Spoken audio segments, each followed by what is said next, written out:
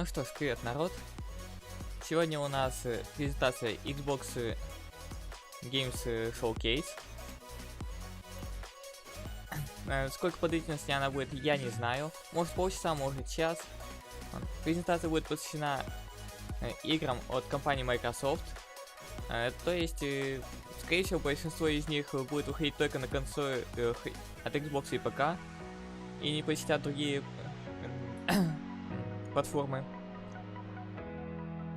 Ну что ж. Лично я ожидаю то, что нам покажут вторую часть Hellblade, которую давно обещали показать. Скорее всего, также по Halo Infinite что они покажут, и также по мультиплееру, который будет бесплатным.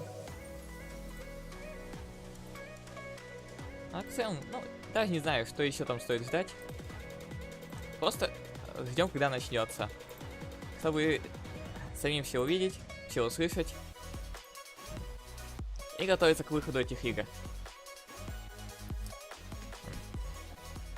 Также, возможно, нам скажут что-нибудь про Starfield, а то кроме вот трейлера, который показали на E3, нам больше ничего и не известно особо. Никаких подробностей нам не раскрывали.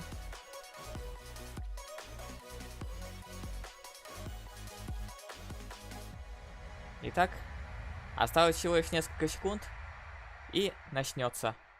Привет, Костя. Какие игры ждешь от Microsoft? О, они что, сразу же с трейлера решили начать? Неожиданно, но так даже интереснее.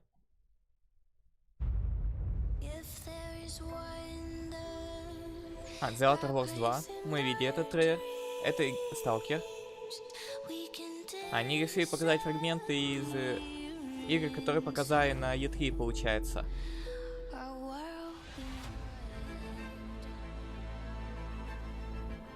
Ты ничего не ждешь? А я вот очень даже. Они показали довольно-таки много интересных игр на E3.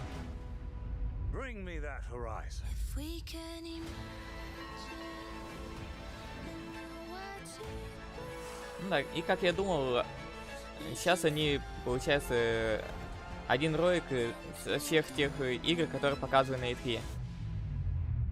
Вот. Ничего к этому не добавили.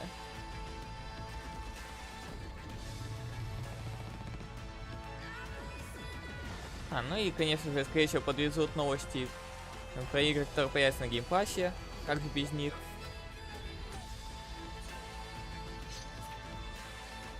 А так довольно такая забавненькая нарезка. Да, и вот Redfall, игра, которая выйдет эксклюзивно на консолях, к сожалению. Starfield. Че, он тоже эксклюзивно на консолях? Не, вряд ли. Привет, Дмитрий. Тут пока вступительный ролик идет от Microsoft. У меня все хорошо, как сам пожелаешь. И какие игры ты ждешь от Microsoft сегодня? Вот как. Я бы еще хотел узнать что-нибудь о Hellblade 2.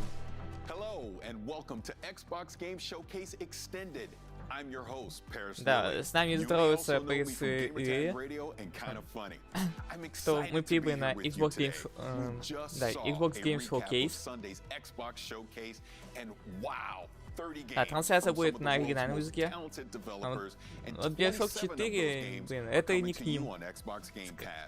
Они вряд ли покажут что-то по Bioshock'у. А Saints Row 5, ну, блин, вроде даже никаких намеков на анонс не было.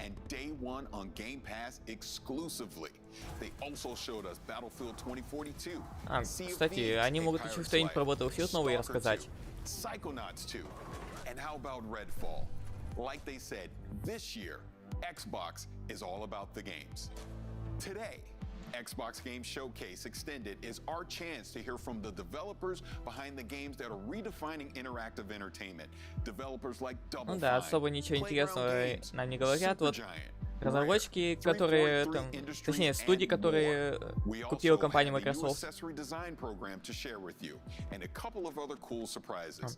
И некоторые из них сегодня покажут нам свои новые ролики.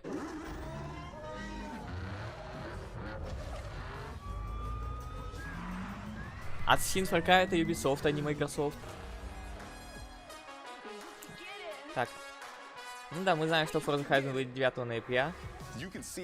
Нам показывали ролики на E3. Да, и в тот же день игра выйдет на геймпассе. Ну, точнее, по подписке геймпасса. Now, Mike, Forza Horizon has taken driving fans to Colorado, France, Italy, Australia, and the UK. How did you decide on Mexico for Forza Horizon 5? Да, я бы не сказал, что испортили. Хоть и они отошли от основной тематики ассасинов, но тем не менее ассасины все равно довольно-таки неплохие.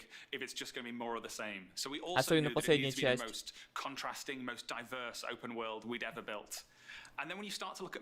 А тут пока отвечает на различные вопросы по игре Forza Horizon, точнее Forza Horizon 5. Они воссоздали реально существующие места из Мексики.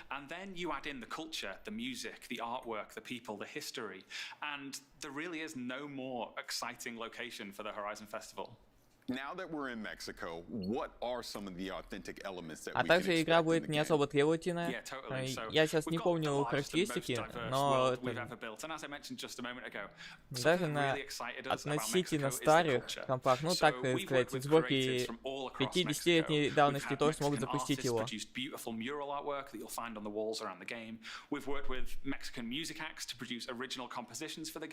Ну,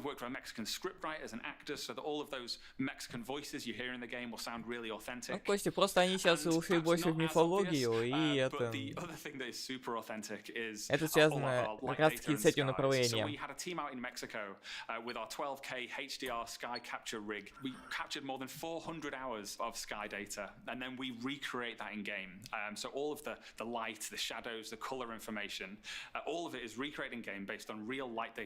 Короче, то, что я понял, они говорят о том, что как охрененно стало Forza Horizon, там различные функции и впихнуть, типа... Это... Как она графически лучше стала. Вот различные испытания также будут, в которых можно поучаствовать. Это, кстати, напоминает, как в Fallout надо было еще вот эти различные испытания проходить. Человечками кидать.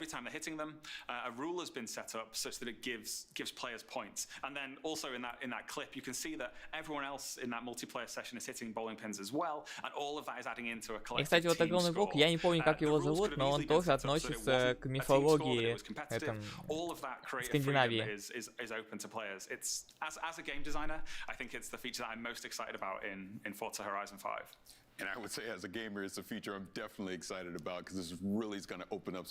А ты вообще играл в Вайгалу? With the power of the Xbox Series X and the S, what are some of the new technical features that we can expect? Короче, получается, тут сейчас будет больше в виде интервью, будут обсуждать Forza Horizon 5, все ее новые фишки, улучшения, все такое прочее. Так, кстати, даже стало интересно. Ну, тогда это лично твое предпочтение, чисто твой вкус, так вот, то, что он тебе не зашел. Вот, просто как я сказал, вот, на мой взгляд, он довольно-таки хороший, но я в него еще не играл, я планирую в него поиграть в будущем. Так я и Origin, и Одиссею проходил. Now, Mike, when can the world expect to play Forza Horizon 5? Sure. So we're launching this holiday on the Xbox Series consoles, the Xbox One consoles. We're on PC, on both the Windows 10 Store and Steam. Кстати, в облаке тоже станет доступно. And Game Pass Ultimate, and you can play us on your Android device with Xbox Cloud Gaming. And players who purchase the premium edition, or if they're a Game Pass subscriber and get the premium add-ons bundle, you'll get early access as well, so you'll be able to play a little bit earlier than everybody else. Кстати, я тут сейчас Now, Mike, this was a huge на moment кое-что for you and наткнулся, the и сейчас team. я What does this поменяю mean to эту you? трансляцию, откуда это буду смотреть. Потому что это есть с русскими субтитрами на официальной копии Xbox. Так, сейчас. Вот, чтобы хотя бы нам это субтитрами говорили, что к чему. А так будет лучше. А тогда я сейчас свою камеру перемещу, чтобы если что не перекрывало субтитры. Вот, все.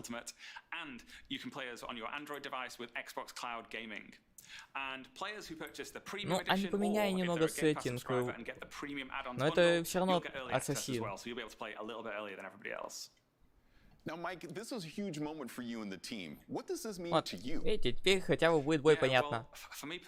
Хоть мы часть уже пропустили, но не так уж много, и презентация только началась. This is my first game as creative director, so in this period over the last few days and week or so, as people are seeing it for the first time, for me it's probably been one of the most exciting experiences of my life. It's been absolutely incredible. Ну хотя да, вот с этим я соглашусь. То, что раньше там и было именно вот это, на скрытность, в сравнении с, а теперь уже больше на экшен.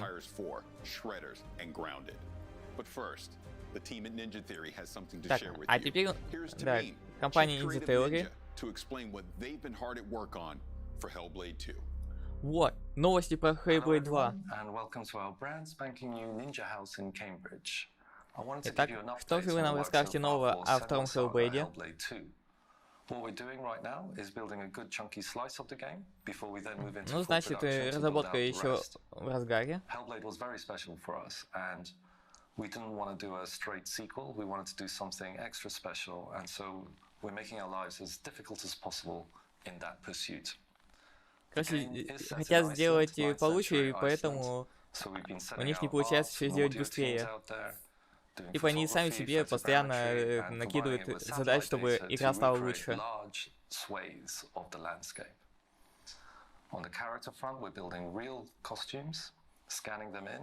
Хорошо, Костя. Че, не будешь тут смотреть дальше? Подожди-ка. Они сотрудничают с Epic Games. Хотят добиться реалистичности в боях. И актриса проходила курс боевой подготовки. Звучит уже неплохо. Ну, геймплей нам пока не покажут еще. Игра не настолько готова, чтобы демонстрировать нам геймплей, но хотя бы покажут новый ролик.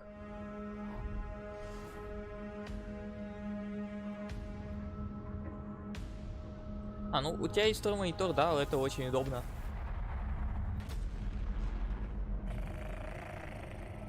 Will you follow me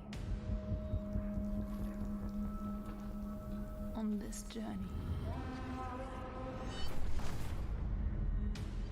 By sea. У меня два. By land. And dreams. Through the valleys of despair. Получается, на одном мониторе у меня обычно вот то, что я транслирую, а на втором OBS, чат и все такое прочее.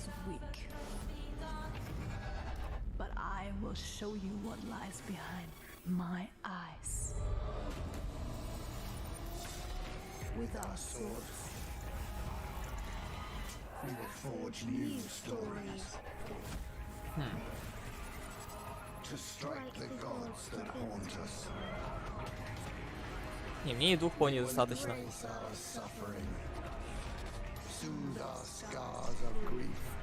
Ё-моё, как все дергается-то.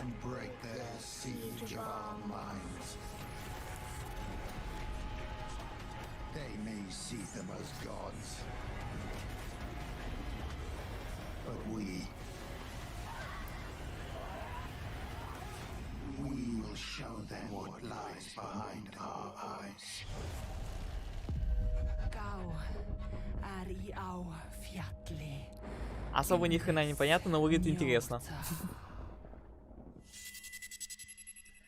А хоть примерную дату назовут? Нет? Даже примерно не назвали. там это квартал такого-то года, например, типа второй квартал 22-го. Но, видимо, да, придется ждать еще где-нибудь год, прежде чем игра будет готова к показу. Не готова к показу, а ну, когда уже точную дату смогут назвать для выхода.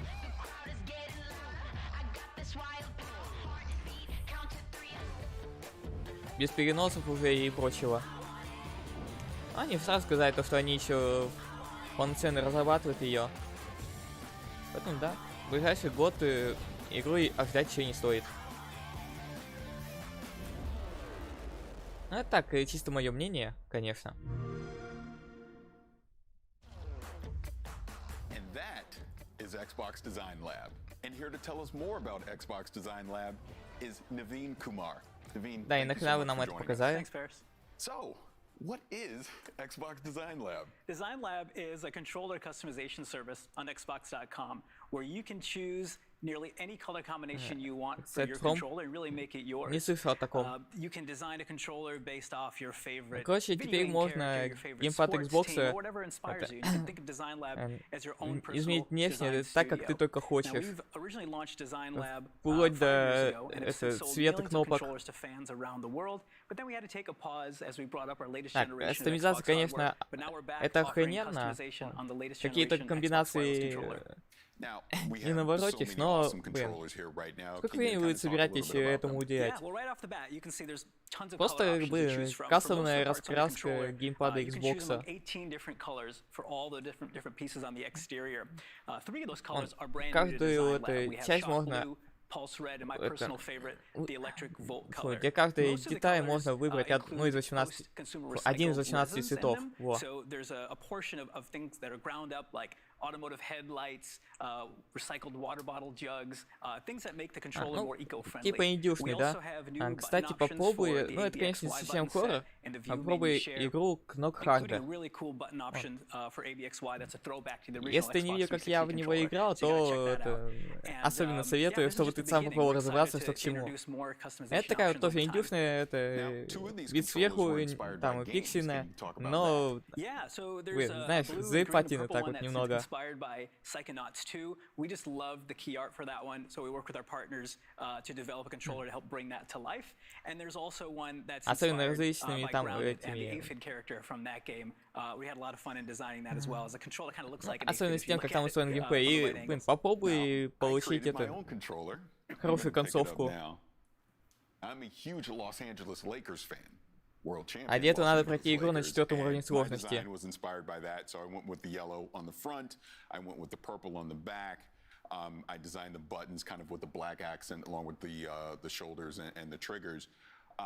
But I also did an inscription on it, and my inscription says Так, серьезно, можно can't еще и cook. это And that надпись is inspired by my good свою friend личную Cliff Adams. He сделать. does a fantastic show called Spawn on Me, but he's a terrible cook. So I want to make sure that every time I pick up a controller to play on Xbox, I'm reminded how terrible of a cook he is and to avoid it at all costs. But enough of terrible cooking. Let's talk about something that you designed.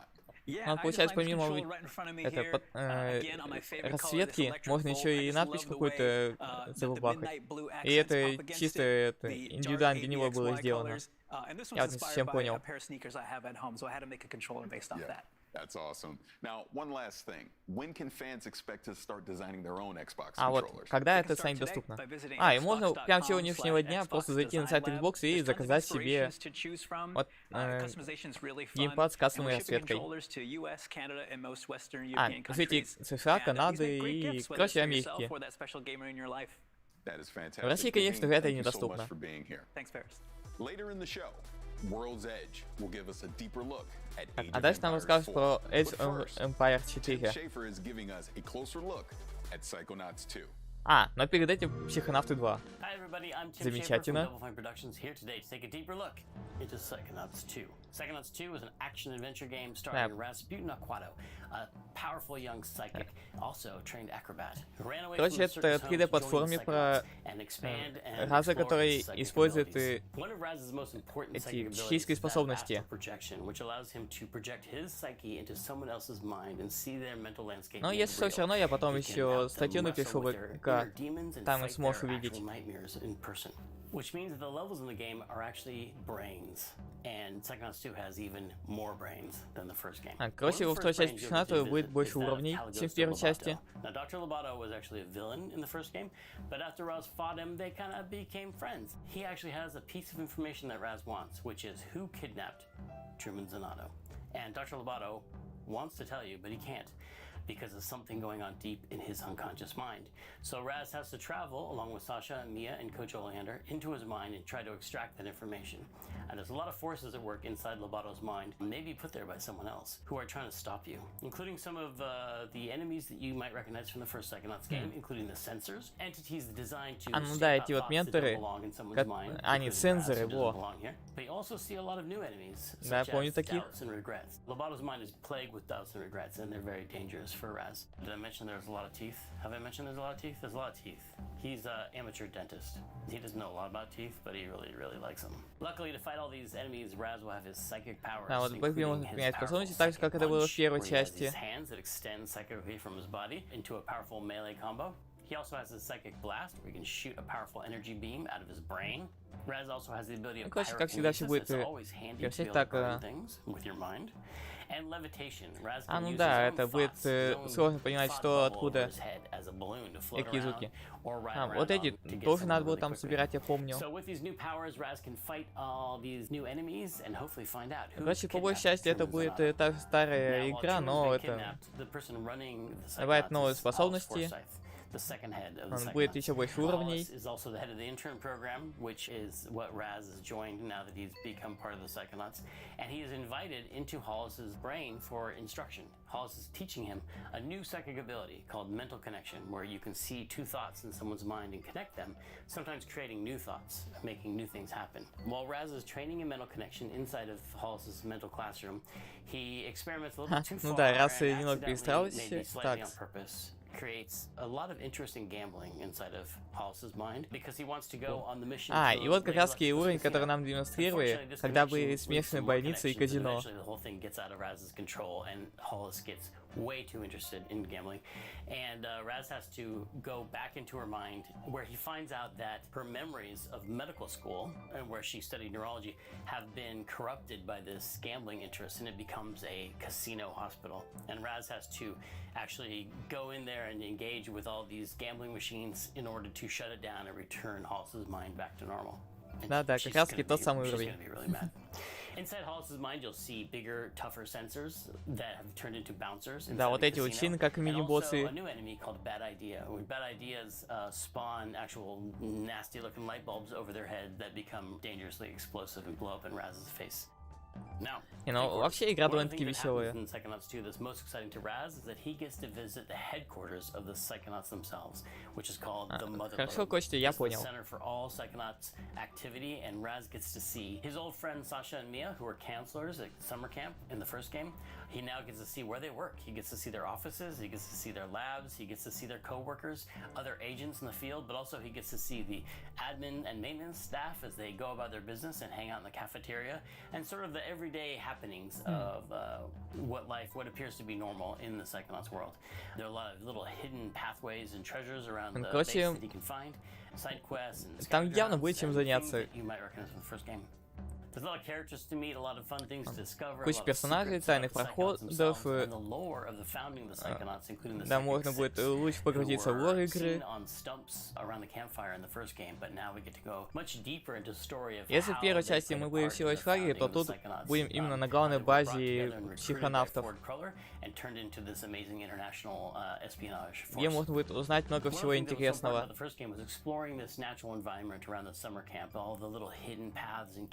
That's where Raz's adventures took place. And so in the second game, we've expanded on that. There's an even bigger natural environment, multiple natural environments around the headquarters that you can explore.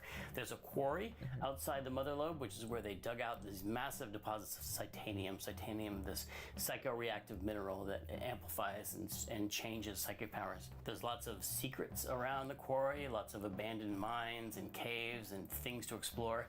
And next door to the quarry is an abandoned roadside attraction called the Questionable Area, a sort of power vortex of strange happenings, which is also caused by the titanium deposits in the area. Water flows uphill, animals behave strangely.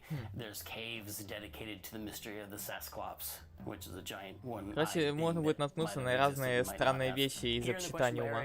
Raz's family is camped out, his entire family, as if to embarrass him in front of his new Psychonauts friends. His family has showed up and they want him back in the circus. It turns out some of his family members, including his own father, have a little bit of psychic power themselves, and they'll be exploring в первой that части in нам Psychonauts 2. было показано то, что отец тоже имеет способности. Но это решил не пользоваться ими. И хотел избежать этого всех детей. И все семейство у них проклято то, что вот нельзя касаться воды.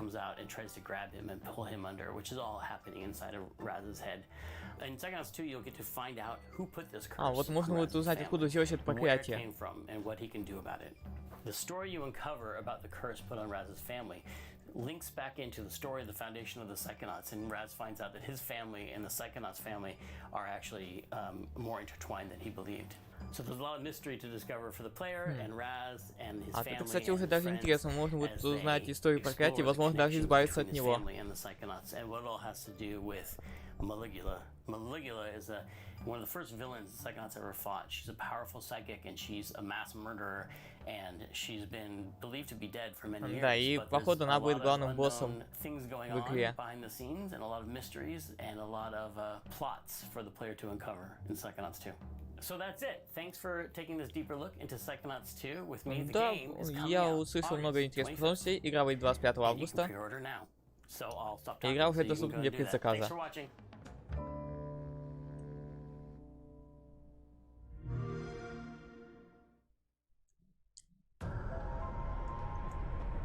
И ты нам еще один ролик покажет. А, кстати, эту игру нам показывают, я не помню, конечно, как она называется.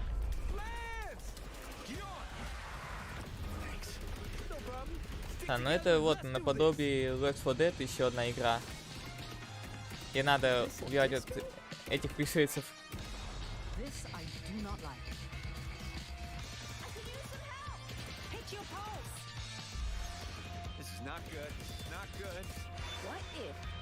Open the doors and run. Just run. No stopping, no shooting, just straight to the bridge.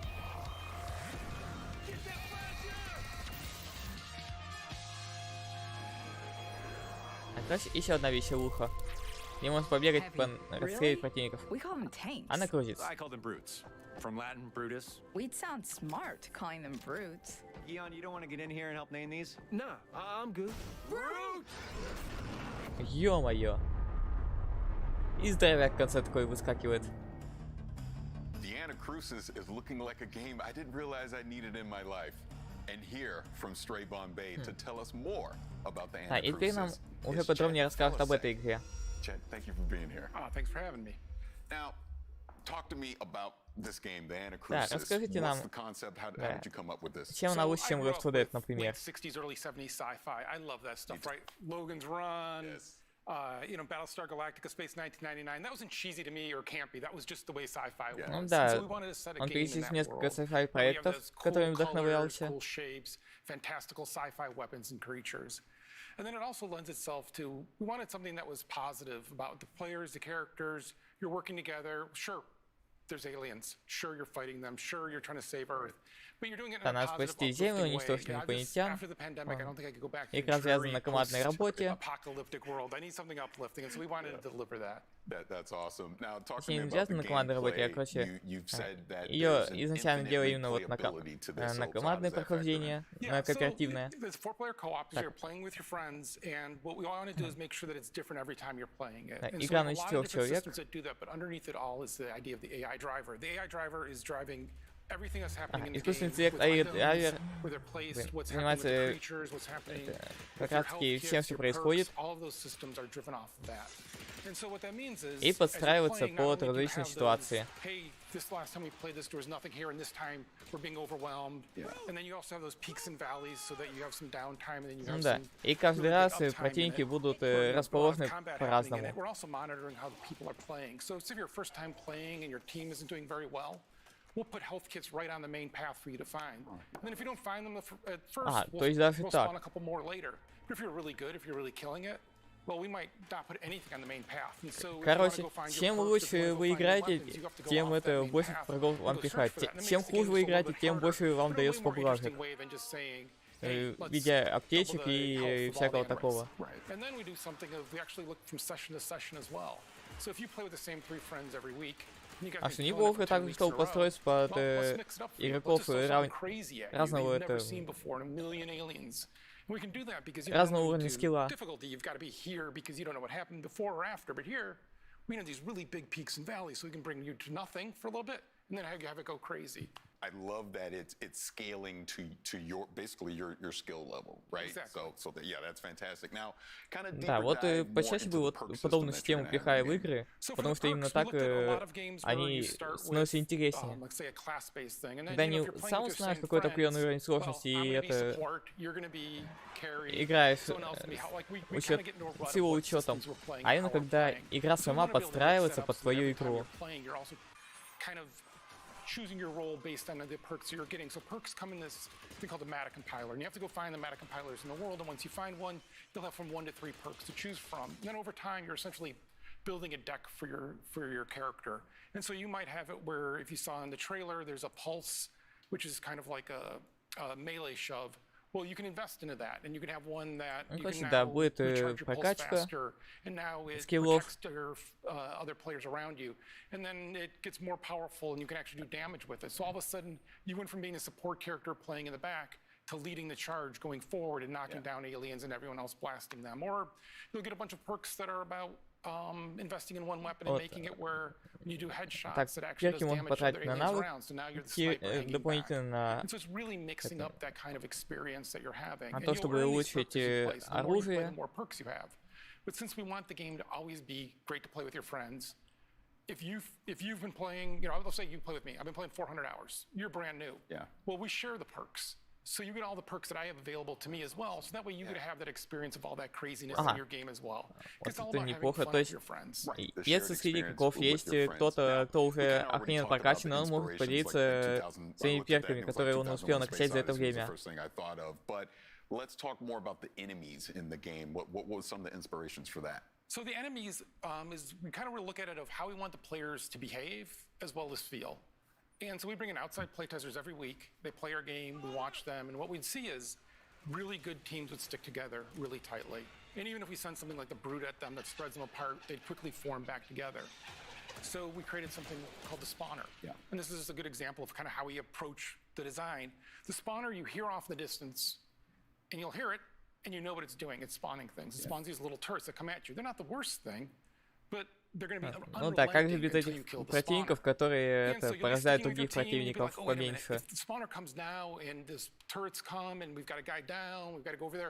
I'm not sticking with my team. I'm going to go hunt that thing down. I'm going to go kill it. So you go run off, you kill it, you're feeling good about it, and all of a sudden you realize, wait, where are my teammates? I'm all alone. There's other specials here. Oh, I'm in trouble. And it's trying to create those kind of moments where it's mixing it up, where you always want to have it where it kind of almost takes turns of one player's the last one surviving, they're the last one up, and they're helping everybody else up and get it going. And so really looking at having those enemies give you those moments for how it affects the players. Bonus question for you. Это не совсем понял насчет этого. So anacrusis is a musical term. It means the notes before the song, the little kind of intro. And for this, we have a character, Boris, that you never meet. And all the players just talk about it because I thought it was fun to have this character that you never really are sure who they are because it's everyone else describing it. and she named the barge that you're on, that you're launching these missions, the Anacrusis. And her thought there was, this is not the main event. This is not us against the aliens with fighter pilots and everything else. This is just regular people. This is the pre-battle to the battle. This is finding out about these aliens and what just happened. Oh, that sounds so cool. Again, the Anacrusis, everything that you talked about today, it sounds amazing. I can't wait to get my hands on it. But Chet, thank you so much for being here. I really appreciate it. Thanks for having me. We've got so much more coming in today's show, including Obsidian Entertainment with Grounded, немного говорит Grounded, там новое обновление говорит так, and 343 Industries ну и другие студии. on that incredible multiplayer Вот, trailer нам for скажут Halo немного Infinite. подробнее про Halo Infinite. The original Stalker was one of the most intense and eerie games of its Stalker? era. Next year, we return to Chernobyl for Stalker 2. And Zach from GSC Game World has a closer Итак, look at теперь the нам game. расскажут подробности о Stalker 2. Посмотрим. Hi everyone, it's Zach from GSC Game World. It has been several days since the gameplay Да, reveal нам of Stalker впервые 2. показали геймплей. Our game now has a subtitle, Heart of Chernobyl, and a release date of April 28, 2022. By the way, the pre-orders are open for both PC and Xbox. You're obviously here willing to learn more, so here are several details about Stalker 2, Heart of Chernobyl you probably didn't know yet. So let's dive a little bit deeper in our trailer. This section of the trailer is a bandit's gunfight on the chemical plant. Да, перед ссылкой на фильм заводим увидели. You can see the actual in-game animations of picking up the weapons and installing modifications on the go. Ну, то есть, да, вот именно вот анимация подбор предметов, это различная модификация на оружие. You may actually recognize the exact location on the swamps. If you played Stalker Clear Sky, you may remember this place. The time did the job, but the tower is definitely Да, место из чистого неба. Also, in this scene, you can see a brand new detector Skiff is using for the artifact hunt. Because of its form, it's called детектор Gilka, называется which Гилка, actually means a branch что in переводится the с украинского, Ukrainian. значит ветвь.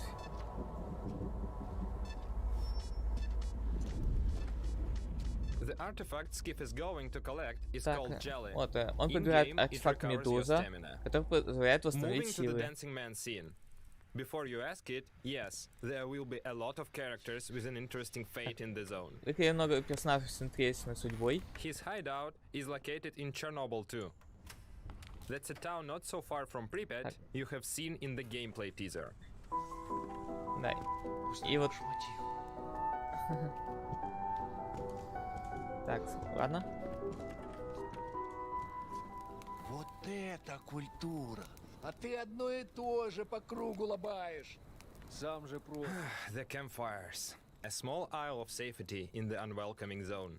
A place where you can finally have a little rest костры это что-то вроде лагеря, где можно отдохнуть перед вылазкой. И в трейлере был показан костер деревни новичков. The zone is full of dangers and mutants. The monsters are the result of the numerous experiments. Ну, Кроссос известен давным-давно, еще в первой части. Да. Считаешь, я не думал, как обойтись без его смерти? Она не могла быть свободна, пока он жил. Зато теперь посмотри на нее. Нет, Скиф, я не отдам ее никому. Зона дала мне жизнь, новую жизнь. Жизнь, которую я готов вернуть, если потребуется.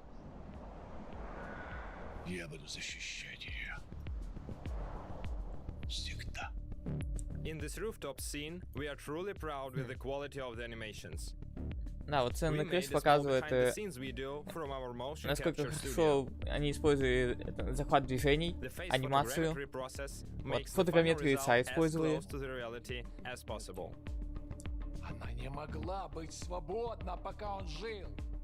Я буду защищать ее. Всегда. Короче, пытаюсь сделать мимику лица наиболее реалистичной. Одно из самых лучших оружий гаусс-пушка. Охренеть. Похоже, пора. И куда ты теперь? В Припять. Moving to the final thing for today, the man at the end of the trailer is Sergei Grigorovich, the creator А, и да, of the вот там был Stalker показан series. персонаж, личность, которого взяли Сергея Thanks for joining Григоровича, us today. We can't wait разработчика for the Сталкера. moment when the time comes to enter the zone on April 28, 2022. Ждем 28 апреля. As you just saw, Stalker 2 is shaping up to be something special, and I can't wait to play it next year when it comes to Xbox, PC, and Game Pass on day one. Да, и Сталкер выйдет только на ПК и Xbox. The sequel to the award-winning A Plague Tale: Innocence. А теперь нам расскажешь немного поподробнее о Plague Tale. We've got some good news for you too. Amicia, I want to see mommy. Where is he?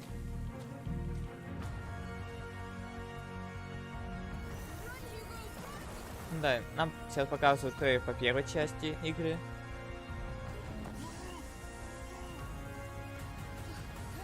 Интересно, как все поменяется во второй.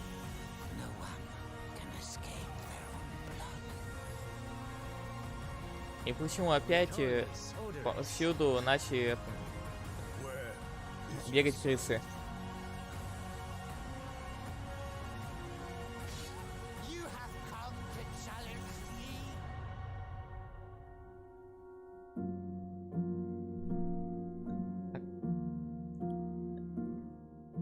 Так, 6 июля.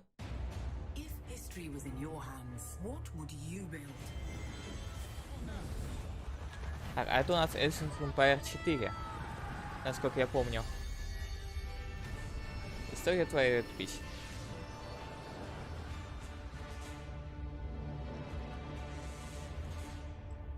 28 октября. Ну, короче, да, Plague Tale, это, Реквием, нам решили ничего не рассказывать, чисто просто напомнить то, что она будет, и там какие-то новости 6 июля появятся. А теперь нам расскажут подробнее об Age of Empires 4.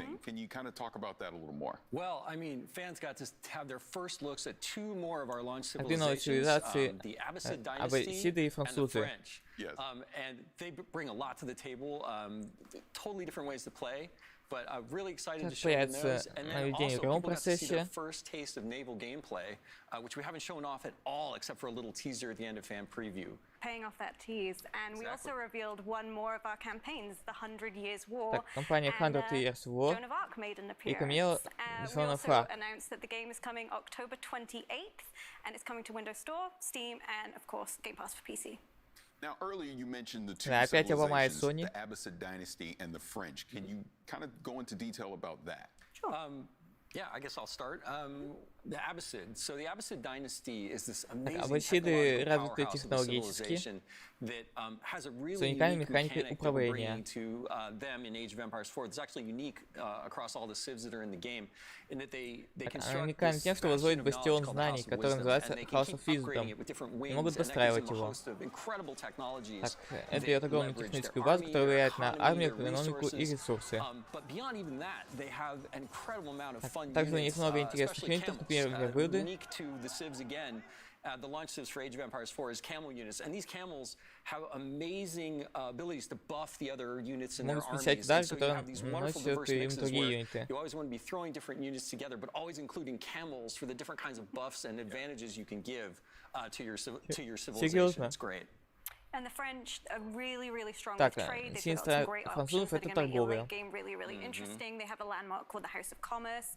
And for your units, you're going to really want to focus on knights and lancers. Those are your powerhouses. The French actually made an appearance in the trailer as part of the 100 Years War campaign. And as you can see, Joan there, I'm actually wearing her around my neck. She's a feminist icon from history. This young woman who led with her convictions and led a battle, and she was a teenager. And so she's beloved. She's in Age 2 in a campaign, and so we know Age fans are going to love seeing her again.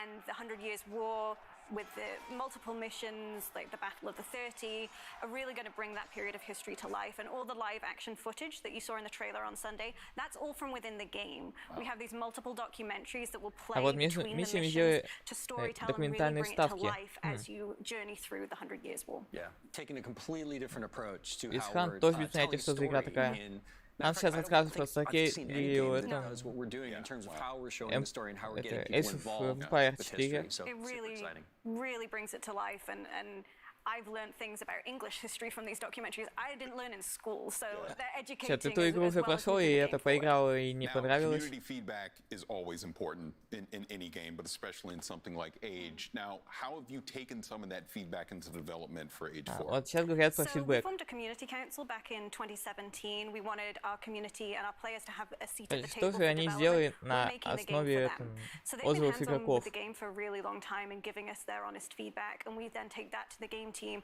and they look at making changes based on what they've told us. So they've influenced Понятно. things from the look of the UI icons, the influence system that's built into Age 4. They really helped us with their viewpoints make the game better. Ну, короче, всякую One мелочевку thing they really подправили, pushed for, в зависимости actually, от того, was это Naval. Yeah, it's amazing. что же писали игроки, что они хотят видеть, какие изменения хотят видеть в игре. And Naval is one of those things that in Age 2, a lot of people don't use it, which is crazy, right? But if it wasn't there, people would miss it so much. And sometimes we have to ask those hard questions when we're making games, right? We say like, do we need to do this? And it was something that we felt weird about. And we went to the council with it and we're like, hey, you know, not even you guys don't play Naval all the time. Like, do we need it? And they're like, yeah, no, we see your point, but you know you have to have this. Yeah. And it was great. It was a great reaffirmation. And we throw a lot of things like that at our council to make sure that we're making the game that's great for all the different kinds of players that love Age of Empires all over the world. And now we're heading towards launch. We're branching out beyond our council. People are going to get hands-on for the first time. So we had a fan preview event back in April, and we looked at the feedback from that and have made changes since then. So, you know, you let us know that you didn't feel like the weapon scaling was quite right. So we've gone ahead and we've improved that. That is fantastic. Now, you actually hit on something that I wanted to jump Интересно, они into такой ивент провели. Age has been around for a while. There's been previous games, but you continue to make content for those. So what's some of the news you can share as far as development with some of the legacy Age games? Well, we have a new expansion coming in August for Age 2 Definitive Edition called Dawn of the Dukes. Да, выйдет еще расширенное издание, ой, это ремастер выйдет, Age of Empires 2 Definitive Edition. And 3 new campaigns for the Lithuanians, the Bohemians, and the Poles. And those are great stories about really cool, like brother and sister teams that work together to kind of rise up these empires. And I can't wait for people to get their hands on it. And the great thing is that if you pre-order Age of Empires 4, на этой презентации Microsoft они в основном рассказывают о различных играх, которые они планируют в скором времени выпустить. Тут, кстати, и про Stalker 2 недавно рассказывают подробно. Ну, точнее, разбор трейлера был, это именно официально от разработчиков, что, где и как.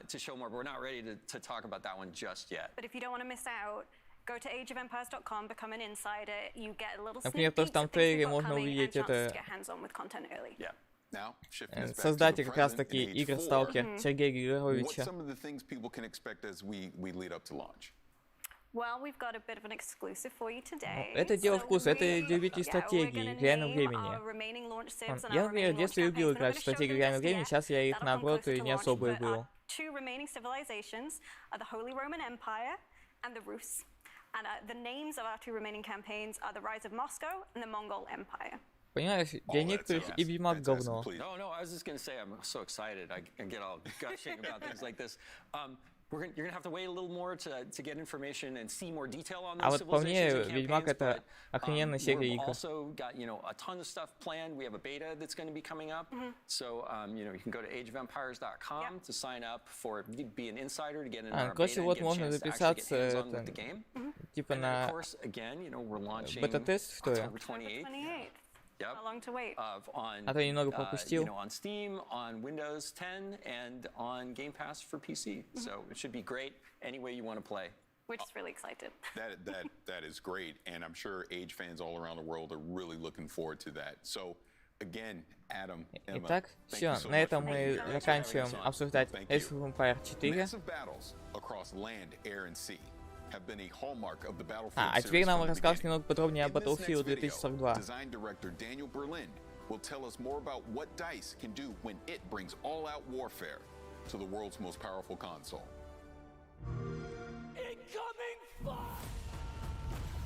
Итак, что же нам интересно расскажет про Battlefield 2042?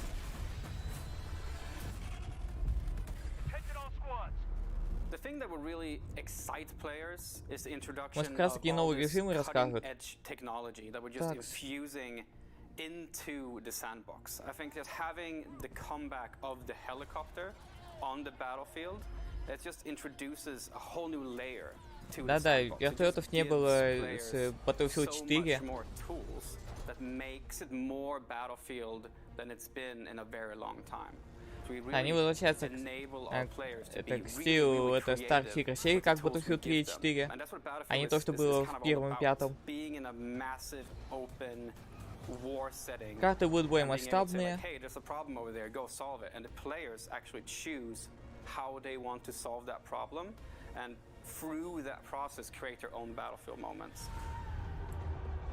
So in 2042 you will experience three really distinct experiences. Три основных режима. The one we're talking about right now, we're talking about today, is the experience that we call the all-out warfare experience. Now this is the place you go in 2042 when you want to have those classic battlefield experiences. This massive war. На самом деле в воздухе, на воде и земле, да, и надо захватить контрольные точки и удерживать их. Так, две вариации есть. Conquest, который как раз таки все знают и любят. Он как раз таки это от классических захват точек. The freedom, the access to the sandbox, being able to choose where you fight, how you fight, where you want to go. But it's also experience that will allow players to kind of choose their own pacing. And there's moments in Conquest where it's complete chaos. When a lot of players just converge on a single point and the chaos goes up to the maximum. But there's also moments within Conquest where, you know, you've just had that big battle. And now you've won that battle and you go like, okay, you bring up your map and you have a conversation with your friends and you say like, okay, where do we want to go next? Oh, we need to go over there to that state. Okay, how do we get there? Oh, let's call in a vehicle. And a vehicle you can call in можно вызывать транспорт с воздуха. You hop into the transport vehicle and you go across the map and you go to a new location where there's a new fight. So Conquest is just that full freedom to the sandbox. And right next to that lives the other experience within All Out Warfare, which is Breakthrough. And this is a significantly more guided experience. It takes you on a journey throughout the entire map. Нет, не играю. In Breakthrough there's an attacker and there's a defender. Есть нападающие, есть And we защитники. kind of compress them into fighting head-on in a specific space. So the time to action is short and the level of chaos is really, really high. There's helicopters and there's tanks and there's infantry. There's just everything happening. То есть, получается, одна команда пытается защитить точки, так, а вторая в это время пытается их уничтожить, типа. And that's on the Xbox Series X and the Xbox Series S, you will actually be able to play Это так будет, и что твои как щит, одни в обороне, другие в наступлении. А теперь могут играть вдвое больше игроков, чем раньше, максимум. А еще если то, что лобби будут заполнять боты.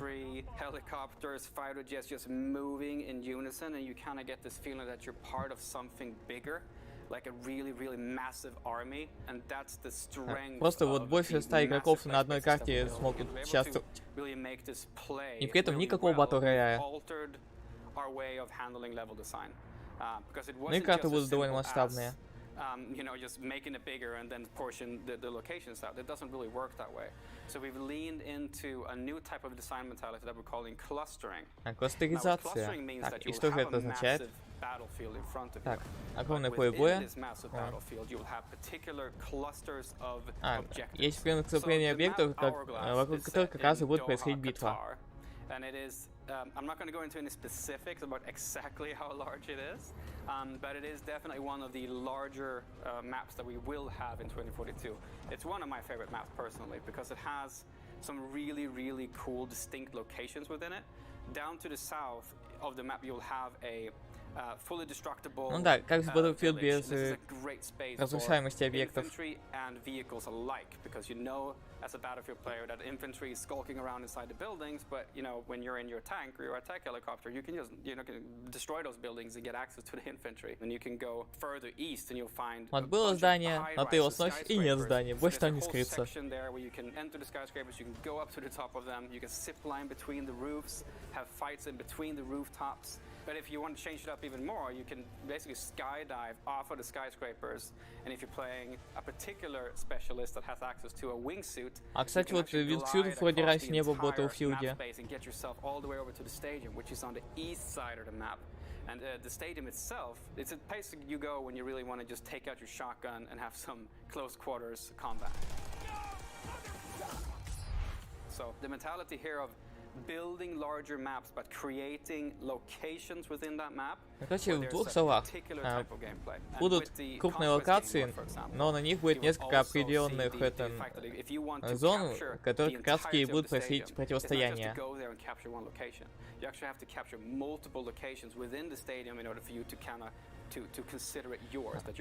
И чтобы захватить одной из локаций на этой карте, надо захватить несколько точек. Да, большая песчаная буря, я ее помню. But as it passes by, it leaves the entirety of the map in a different mood, in a different light, and it changes the visibility for the player. And this is a really good time for you to lean into our Plus system, where you have the capability to actually alter the customization on your weapon. Можно кастомизировать оружие прямо во время игры. The wall of sand is one thing, right? But there's also the possibility of the tornado. Короче, они решили запихнуть туда различные погодные условия экстремальные. Вот, буря, торнадо, а наводнение будет?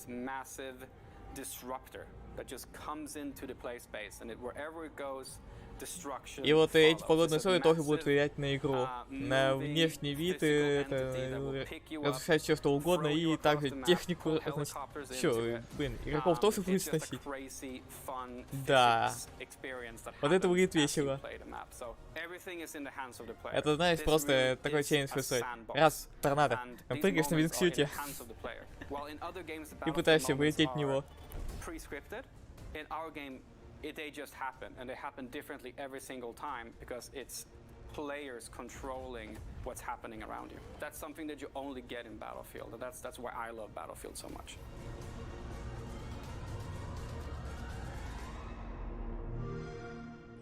Да, выглядит вообще классно, масштабно. Но и как было заявлено, никакого батл рояля, это сюжетной кампании тоже не будет, чисто сетевые битвы, чисто мультиплеер.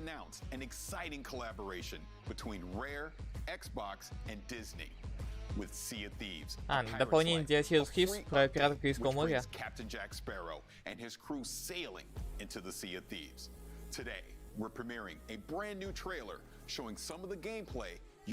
Нам покажут геймплей. With Jack Sparrow for this all-new adventure. I can't wait to be a part of this crew. Let's take a look. А что, капитан всех воробей?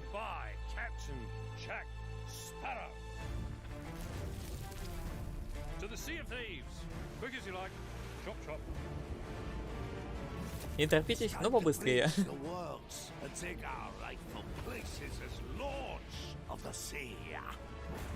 Ну, да, такого не будет, но все равно. Частичная разрушаемость уже неплохо. Вон, как сказали, можно будет разнести полностью целую деревню.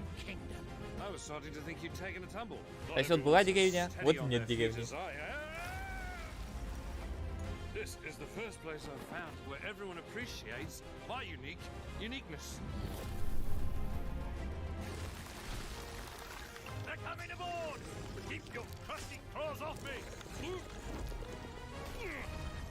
Davy Jones wishes you destroyed, and I shall oblige him.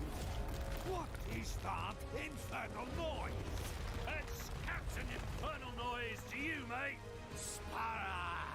Destroy that statue, and there'll be the double to pay. Ну, вообще, насколько я помню, вроде в 4-м Battlefield можно уронить небоскреб.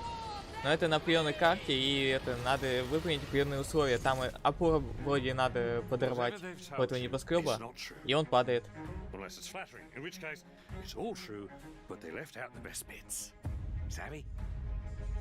Вот. Выйдет 22 июня. Joni, executive producer on Sea of Thieves here. So we've shown you the cinematic trailer, we've shown the gameplay trailer, but there's still more to come. So on Sunday at 11 a.m. Pacific, 2 p.m. Eastern, 7 p.m. UK, 8 p.m. Europe, we have the Sea of Thieves: A Pirate's Life showcase. So this is a real deep dive just into all of the details. Все, нам покажут, короче, именно полноценный геймплей. How did we bring Jack Sparrow into our world? How did we capture his humor and his charm and all of the kind of characters that are coming in as a part of this? You're going to get a first look at a couple of tales and actual gameplay of those. We're going to get some behind the scenes interviews with our development team. Короче, будет что-то вроде презентации, посвященной чисто вот этому дополнению для Sea of Thieves. Нет, так точно не будет, и это тупо.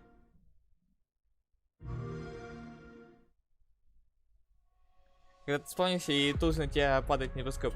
Это тупо.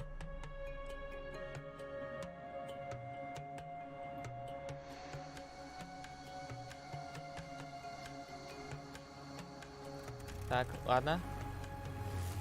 Это у нас что за игра? Microsoft Flight Simulator.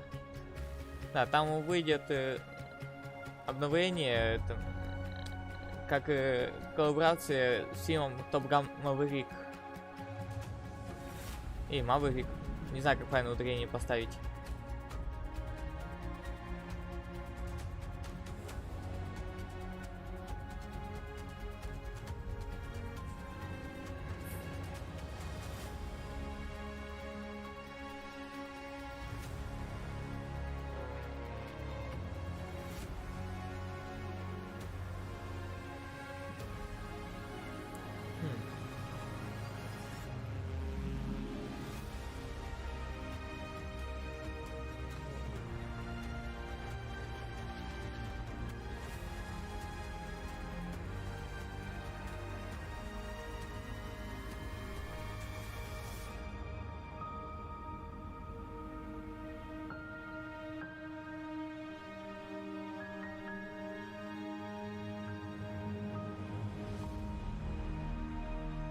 Небо зовет.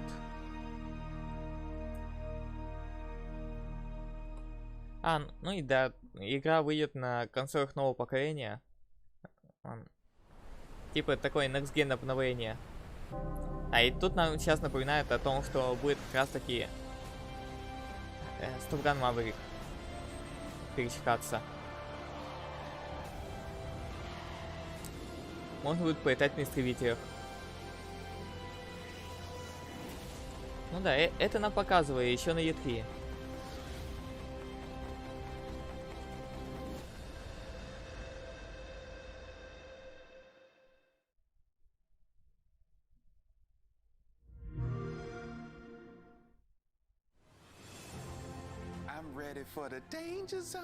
И этот еще эти очки авиатора одел. When Microsoft Flight Simulator launched last year on PC, reviewers and gamers alike were blown away by the stunning visuals and the depth of simulation. Joining us is Jorg Newman, the head of Microsoft Flight Simulator. Jorg, как раз thank таки you for вот being here. Really appreciate it. Та команда, которая создает эту игру. А что тогда куртку еще не одела, чтобы совсем... чтобы полностью походить. Вот такие очки, они называются авиаторы, если что. And when we launched last year, it was on the PC only, and it was a really warm welcome from simmers and from press and from people who have never flown flight sim before. So we're super excited that it comes to console now, and it's for the first time in the history of the franchise. Консолях старых поколений игра не выходила только на ПК. I have a 38E, but it is now coming to the Xbox Series X and S. Еще и решил выпрыгнуть, что у него это видюха 3080. Вот я охренел. I think it's a combination of two things, really.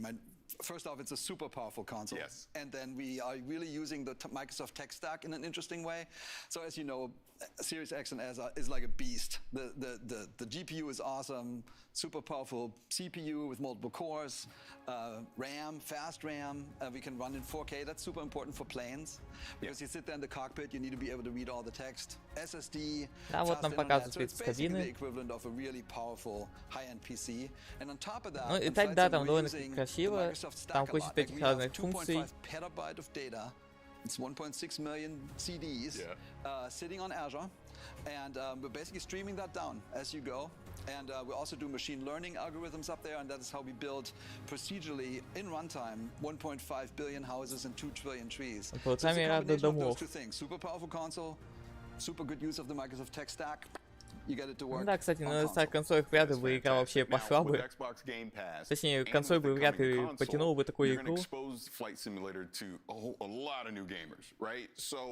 What are some of the things that you're going to do to make it more accessible to a wider audience? So you're exactly right. We had a little bit of that last year when we launched because we knew the flight simmers. That's their hobby. They came in. They know everything about aviation. They know exactly what to do. Честно, я думал, презентация будет немного более интересной, не чисто по тоне, это по играм, которые они будут Even on the PC launch, we did a bunch of work on onboarding with tutorials. We gave some assistances, but now for this Xbox version, we're actually doing a ton more. And I actually brought you a little video. And so there's 5 things we did. The first thing, if you're becoming a pilot, the first thing you do is you do a discovery flight. It's basically, you know, you have a flight instructor next to you. He does most of the work, he or she. And you get to steer the plane and feel really good about yourself, right? And so we said, we need to recreate that. So we picked 10 places on Earth, like some of the most compelling places, like Mount Everest. Если честно, даже вот про Flight Simulator даже не интересно вот это читать. Да, ну и различные достопримечательности. Он может пролететь над Манхэттеном.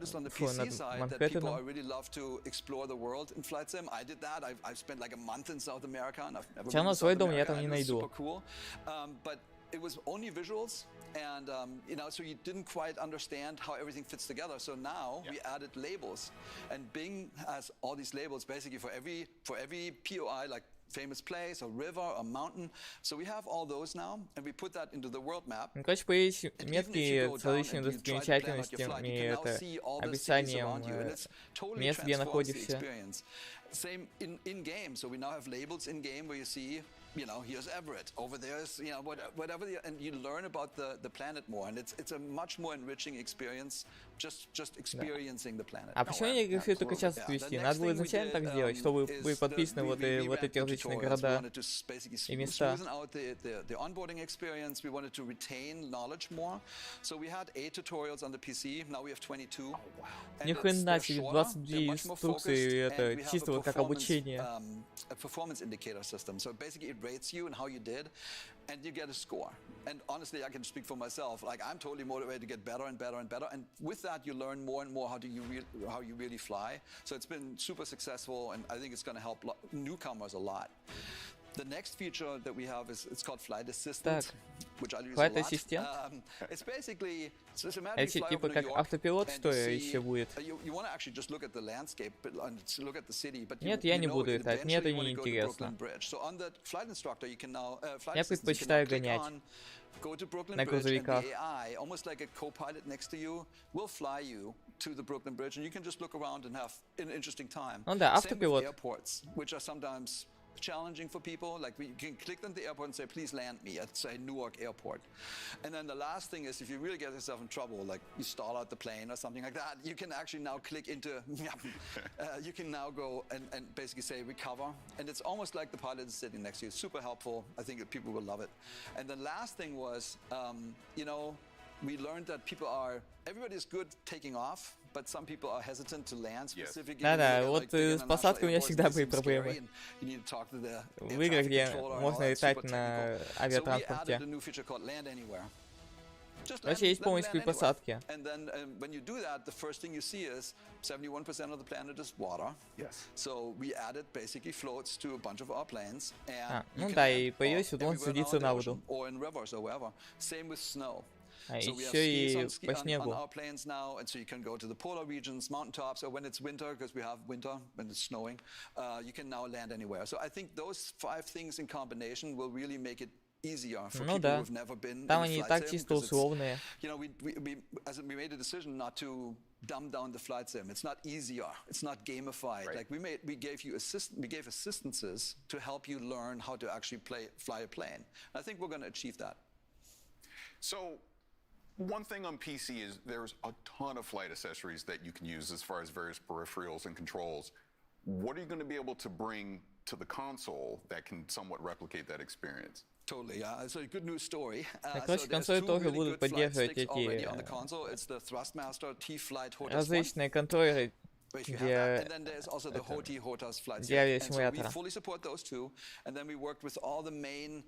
Top-notch peripheral makers both on PC and Xbox, and all I can say is there are going to be some really good announcements coming up. And for Core Sim, I can они решили еще свой какой-то контроллер захреначить. To have a full Core Sim experience, and we'll have the hardware on Xbox, all for the first time on a console. It's going to be great. Oh, that's going to be great. Now, we obviously had the funny start with the Top Gun Maverick expansion pack. You announced that, but can you go into a little more detail about that?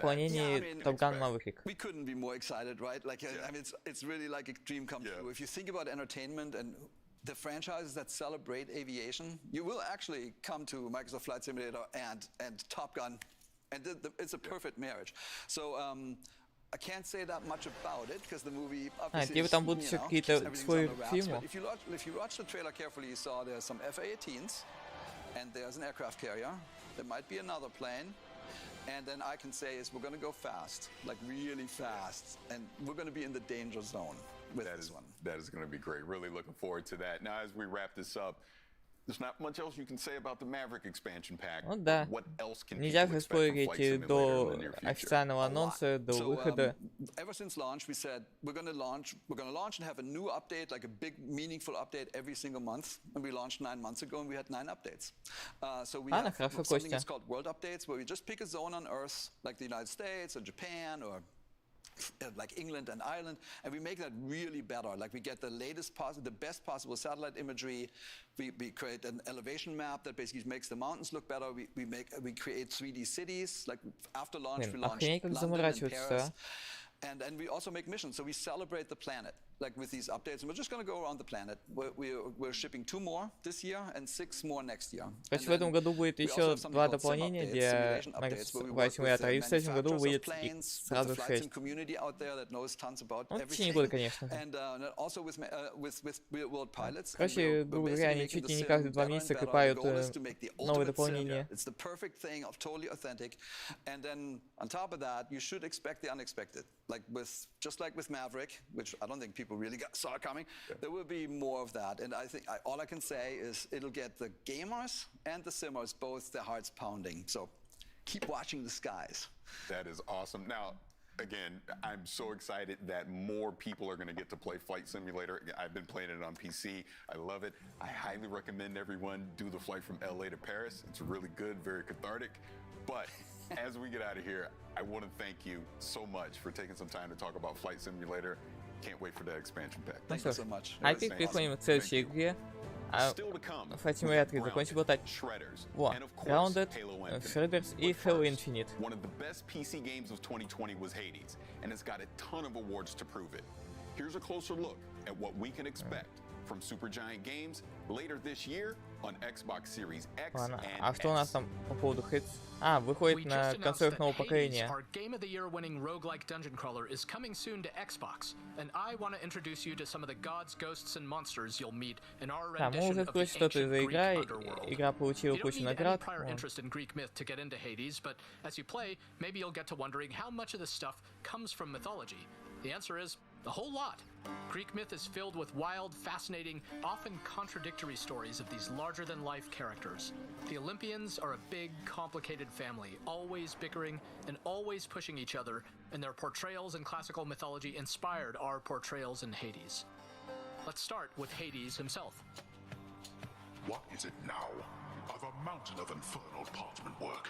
He's often relegated to the role of villain in many modern adaptations of Greek myth, but in classical mythology, he's a complicated guy, and much more principled than some of his brothers or sisters. He's so fascinating, we made a whole game about him.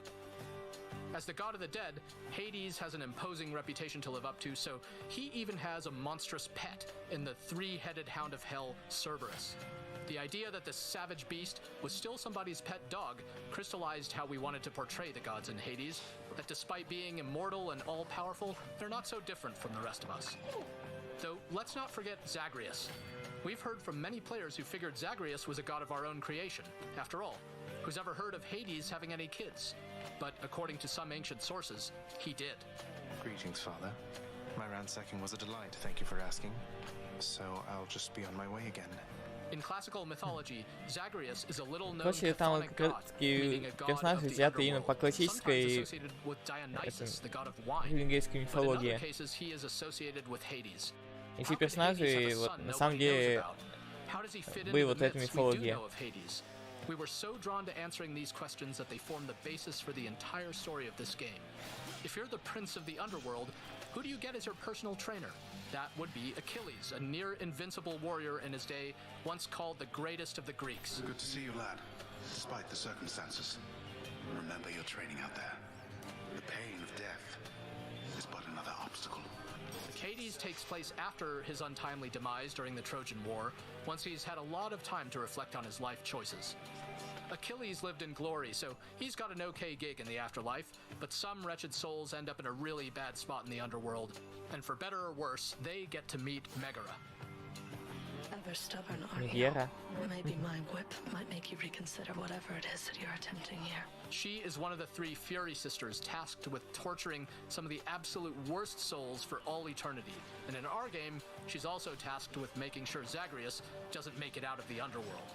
These two have a lot of history, and since the story of Hades keeps moving forward each time you play, the more you run into Megara, the better you'll get to know her.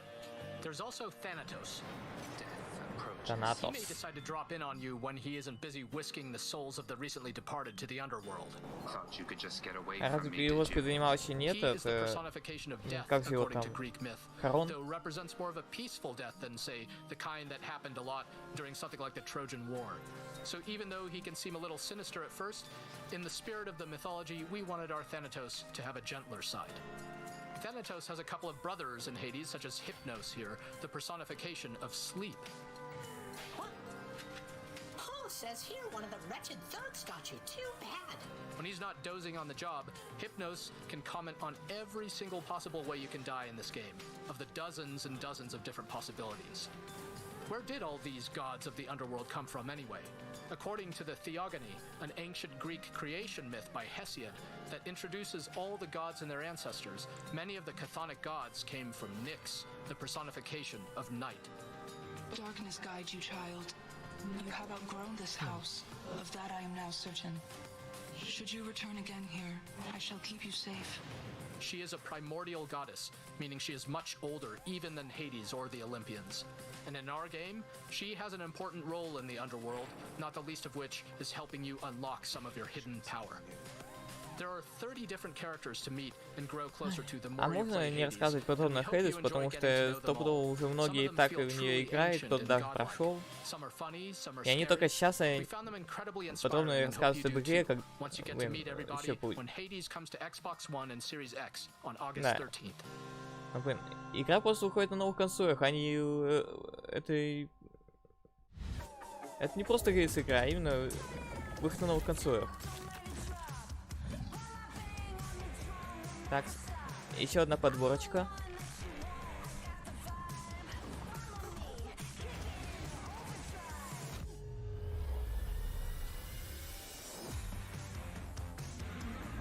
А, ну это, скорее всего, посвящено геймпасу, да. Так что ты... Игры в день релиза появляются еще и по подписке Game Pass.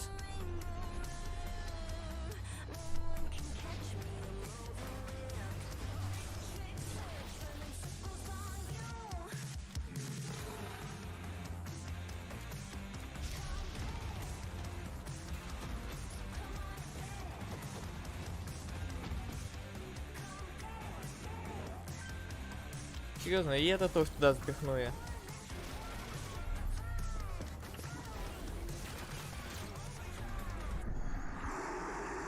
Привет, привет. Да пошел ты.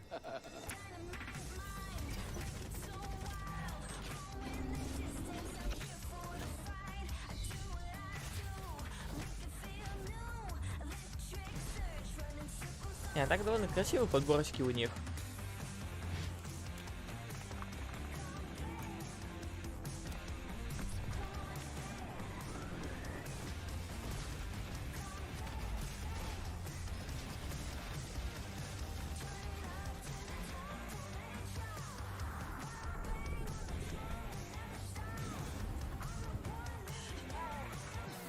Okay, this is good. This is good. This is really good. Holy sluthering whipple.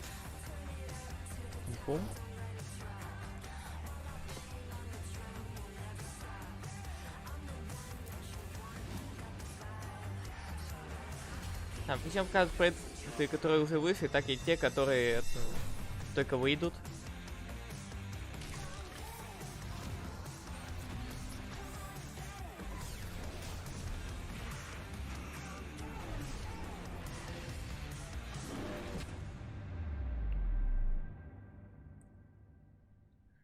Можно получить 3 месяца геймпасса за $1. А вот игра Grounded. Там у них тоже появляется новое дополнение. Я помню, там связано с грибами и еще чем-то. Что он думал? Да, и нам как раз таки расскажут об этом самом дополнении. Что же нового оно принесет. No, absolutely. Love Grounded, love everything. А ты чьи игры обожаешь? Now, my first question is this mushroom system. What can you tell me about that? Yeah, so that's one of the big things for the Shroom and Doom update is mushrooms. We're really changing how the yard is with mushrooms. Every mushroom that you see in the yard is now harvestable, which is really cool. So the small ones, the big ones, the big toadstools, the ones that you find in caves, now those were present in the yard before, but now you can actually harvest them and get mushroom stuff out of them. Ладно, ну, грибы можно собирать, окей. Выращивать. Part of that is that we're adding a couple base building elements like mushroom Грибные bricks. кирпичи. So you have to take all those mushrooms that you find, and then you have to grind them up in a grinder, which is a new building, and then you have to take them to your oven, which is another new building that we're adding, and bake the mushroom stuff into bricks. And then with the mushroom brick buildings, there's a whole host of new options for base builders, and it's more fortified walls and a bunch of other options, so you can build a cool big castle. Oh, that's really cool. Now, Короче, можно построить целый замок из этих грибов. What can you tell me about that? What does that mean for the direction of the game as we move forward? Yeah, so the Broodmother is our first boss. Появляются So we боссы. actually launched with the Broodmother, and we didn't really feel it hit the right mark. So we took the Broodmother out, and we wanted to spend a lot of time making it a really memorable boss fight. So we put a lot of development effort behind the Broodmother, and it's going to really feel like a big, huge fight and a memorable one. There's a lot of kind of cool things with it. I don't want to spoil everything. Yeah, I want players to kind of experience it for themselves. But it definitely is something that we want players' feedback to see, like, what do they like? What do they not like? How is the challenge? We want to make it really challenging and have a good reward for defeating the Broodmother. But is it too hard? We'd like to know that. So for future development on Grounded, like, we want to make more bosses. And so we want to get all that feedback to improve the system. Now, you actually bring up a great point about community, but I'll put a pin in that and come back to it in a second. So I know you don't want to spoil anything about the Broodmother, but is there any tips you can kind of give people ahead of time on what they can do to survive that encounter? I would definitely say that ну пока будет только одного босса получается. И сейчас начали обсуждать его. It is going to be difficult. And then you also want to have the right mutations equipped as well. And if you're playing with your friends, it might be good for one of your friends or yourself to use the brand new crossbow we're going to put into the game, so you can have some range DPS while someone else like face tanks the Broodmother. Yeah. So it's going to be pretty cool. That's pretty cool. So again, going back to community, I know you love getting feedback about Grounded, obviously starting as an early access game, but да, игра все еще находится в раннем доступе. What are some of the things that you're looking for as far as in this update? What was something that you got feedback-wise from the community that you put in this update? Короче, в игре они что-то из этого, из того, что им писали игроки. As developers, we love just hearing what people have to say about the game, and we're continually developing it with the community. На основе отзывов. So there's a lot of new things in our new update. One of those things is flipping buildings, and that's one thing that we're really like just adding like those little features. Another one is just sprinting up ladders, which is something that like, you know, just hearing people how they interact with ladders and adding a sprint mode. The other one is one of our funnier features that we're adding is sitting in chairs. So it's something that a lot of people really wanted. We're also interested in like the first phase in the game, so we're going to start with aphids, so you'll be able to tame an aphid, run around the yard with the aphid, but you also got to make sure you protect your aphid because accidents can happen in the backyard. Oh, there's one other thing too, achievements. So we're really excited to announce that we have achievements in Grounded, and that's purely based on everyone's feedback. От этого даже не подумал о том, что игроки хотят достижения, да? Совсем дебилы, что ли? Конечно же, любят достижения. This was an early access game, and it sounds like pretty much the foundation of what Grounded is was built off of community feedback. So how does that process work internally for you as far as people submitting like, hey, I want to sit, you know, I want achievement bets. Like, how does that whole process work? So we have a lot of like avenues where we gather feedback from the community. So we do weekly developer streams where chat can ask a bunch of questions when we have Adam on or other developers or myself. And we'll gather feedback and sessions there. And then our main source of feedback is through our official Discord, Grounded the Game. And I use a series of bots to gather a bunch of feedbacks from the players, and then from there, me, Adam, a couple members of the team, and also from the community team get together, and we have a weekly meeting going over all the suggestions and kind of prioritizing what will work and what we can put later in the future for like предложения, и тогда уже решают, какими из них займутся. Thank you so much for taking some time to come talk to me about this new update for Grounded. It looks like a lot of fun. I'm going to get to sit, I guess, right? So that's great. Thank you so much. Yeah, it's been a lot of fun. It's almost time for a closer look at the multiplayer trailer. А сейчас мы ждем But first, про it's Halo time to Infinite. see what the snow, the slopes, and the powder spray look like when powered by Xbox Series X and Серьезно, хотите показать нам, как выглядит снег в игре? Ну, как хотите. Это ваша презентация. Например, я вижу, как изображение виснет. Hello, this is Marcus Foshmo, tech lead on Shredders and Foam Punch. Yeah, you've probably seen our trailer at the Xbox event. We've been tinkering on this game for a while now, and while it's still in development, we're happy to show you more of this game. So I'm switching to our developer drone cam. I can actually spawn wherever I want, like instantly. О, а теперь картинка пошла нормально, без лагов. Нет, все равно лагает. Сейчас у вас там явно проблема с оптимизацией, походу. Привет, Калибри. Че, вы уже досмотрели фильм? Она тут понемногу рассказывает о различных играх, в основном те, которые показывали уже на презентации Microsoft. И да, тут и про Hellblade уже разговаривали. So yeah, like I said, this is completely open and you can go snowboarding anywhere you'd like. You can do some missions, there's like a story evolving around the main character. Ну и в данный момент нам показывают игру про главную риску. Потом расскажу это, сейчас не буду отвлекаться на другую игру. Like for example here in this pillow-like environment that was shown in the trailer, or you can go up there. Короче, можно будет найти много всякого интересного, если просто гонять изучать локацию. Like we've got space for industrial areas and street areas. There's backcountry, high mountain riding. There's even an old Italian-looking village you can shred. A lot of these locations have been inspired by events happening all over the world and snowboarding movies that inspired us these past years. It's kind of a tribute to, in fact. Also, anywhere you go, you can always ride during golden hour due to our real-time lighting. Скорее всего, большинство игроков будут просто тупо кататься по трассам, они будут гонять и изучать все окрестности. Поэтому не знаю, а стоило ли того, чтобы вот насчет всего это заморачиваться. Хотя, блин, некоторые любят вот именно поковыряться где-нибудь, повысматривать.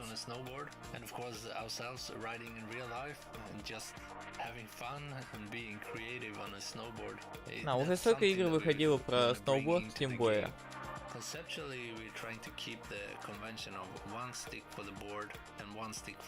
То есть Погоди-ка. Типа, одним стиком будешь Погоди. Да, один будешь управлять и доской, и человеком.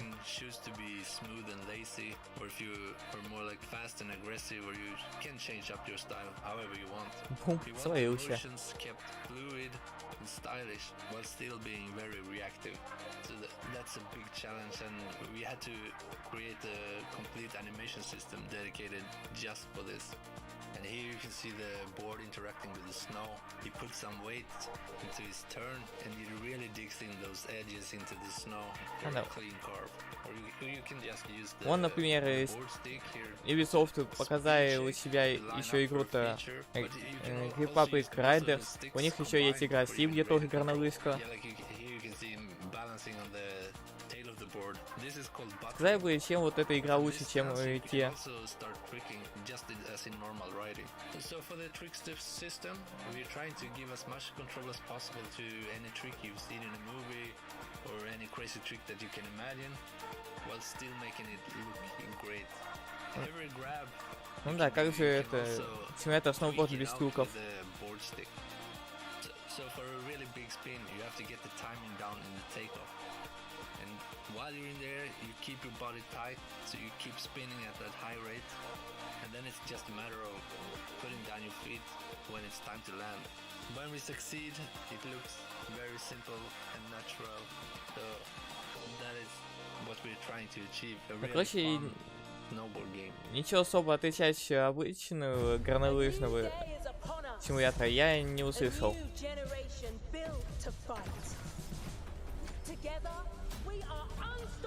А теперь нам показывают мультиплеер Halo Infinite. Но меня все равно как-то напрягает. Это у них, что ли, эта картинка подвисает? Попробуй обновить на всякий случай.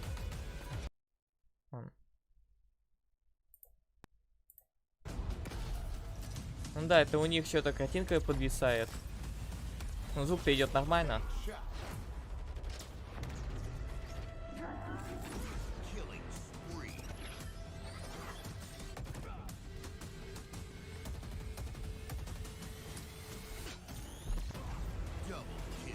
О, да, вот эти гранатовые пучки. Как же я их не люблю, когда в меня их закидывают. О, этот трейлер мы уже видели на E3. А что вы скажете нам нового?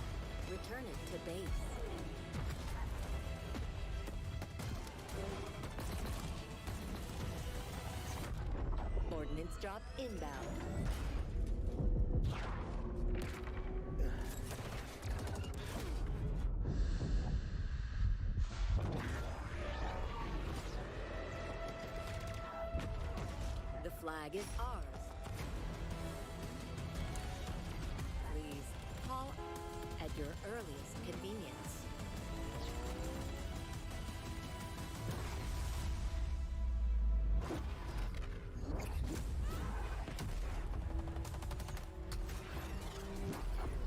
Тех пор подготовились. Трансляция подвисает.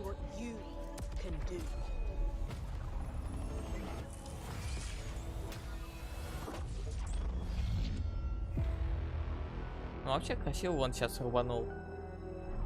Да, бесплатный мультиплеер, эпическая кампания.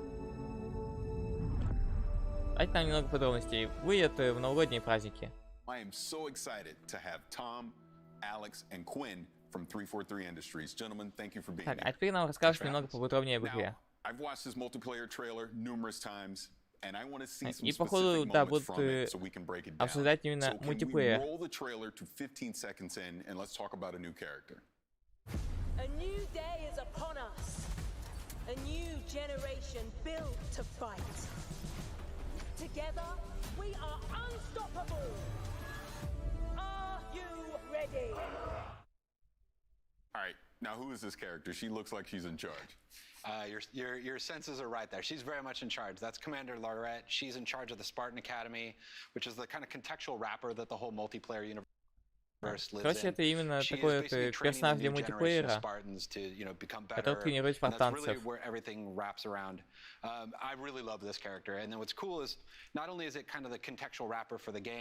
А интересно, можно будет ее встретить в сюжетной кампании, и она чисто вот для мультиплеера.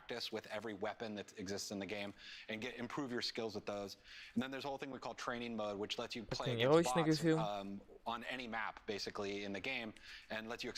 Ну да, мы знаем, что такое тренировки.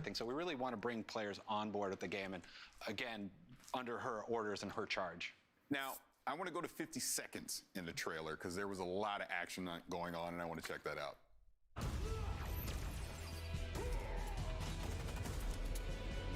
Но оружие присущее это серии.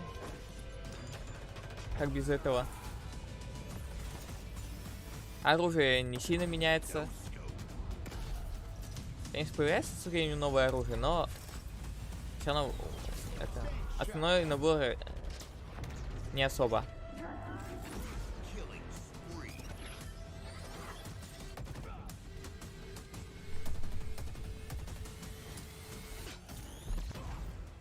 You may have noticed I sat up in my chair a little bit on that one because there was a lot going on there. So please, if you can break that down, let me know what we were seeing.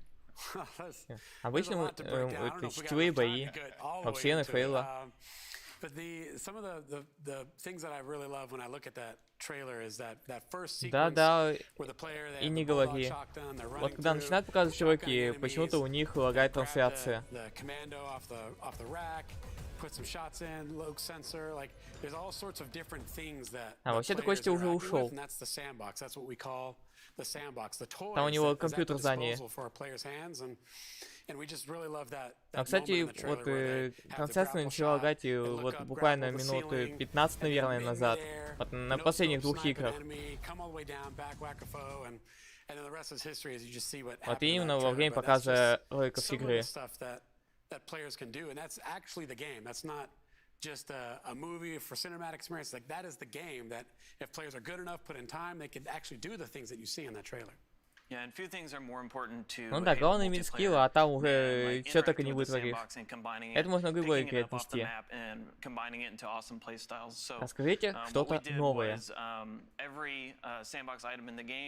When it spawns, it's spawning on an object in the map, so you can see where those things can be found. And then it also tells you the respawn time of that item, when it's going to come back. And you always know, I can go grab that commando over at this Ладно, игра будет сообщать, когда где что интересно появится. All those awesome items and do awesome things. You know, you heard the return of Jeff Steitzer, the multiplayer announcer, shouting out medals. So we always want to give players medals when they do really cool things. So you heard some there, and you'll hear some later on in the trailer. Oh, that's awesome. See, when I watch that, to me, that's Halo. That's Halo to me. I absolutely love that. Now, let's skip ahead a little bit more into the trailer to 57 seconds. А что у нас там показывает? So I want to know what this voice is. Let's see it. Hello. Let's do some damage. А, типа и какой-то. Personal AI. So in Halo 5, there was a squad leader that announced, you know, when weapons are going to come up and other things going on in the match. And in Infinite, we have the player, like Chief has Cortana, they have a personal AI in their helmet that is kind of telling them these things. Короче, будет у каждого игрока встроенный ИИ. Show their personality in their characters. So there's multiple personalities and characters for the player to choose, so that the right AI is in their helmet, helping them out in combat. I want to skip ahead a little further here because I think I might have saw a big team battle. So let's go to a minute 40 and check that out. Блин, и все вот эти тайминги.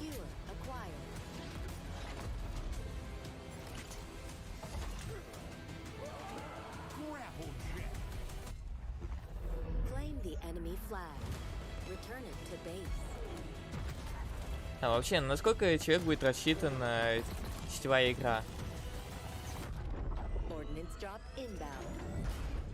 Сколько человек может участвовать в одном матче? Вот что еще интересует.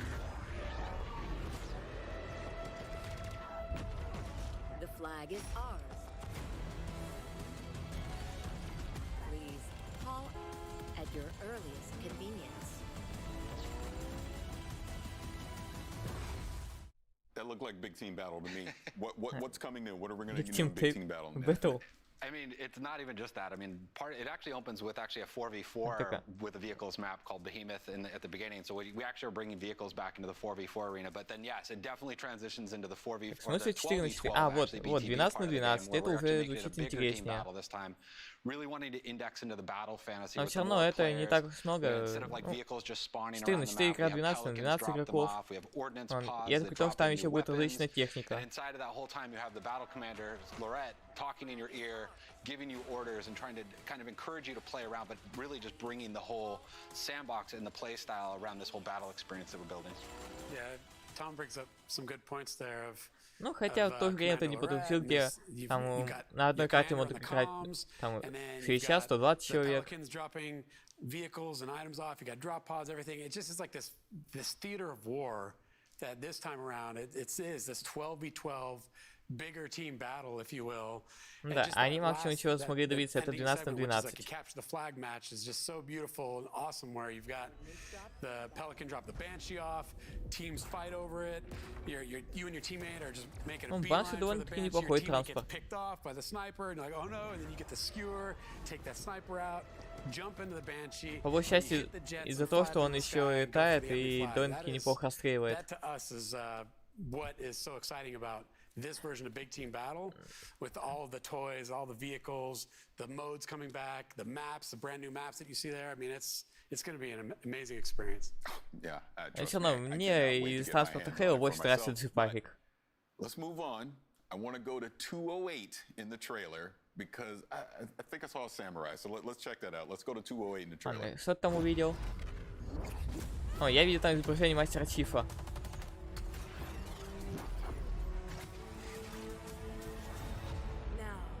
А, да, вот самурай. Но это, скорее всего, уже будет относиться к кастомизации персонажей.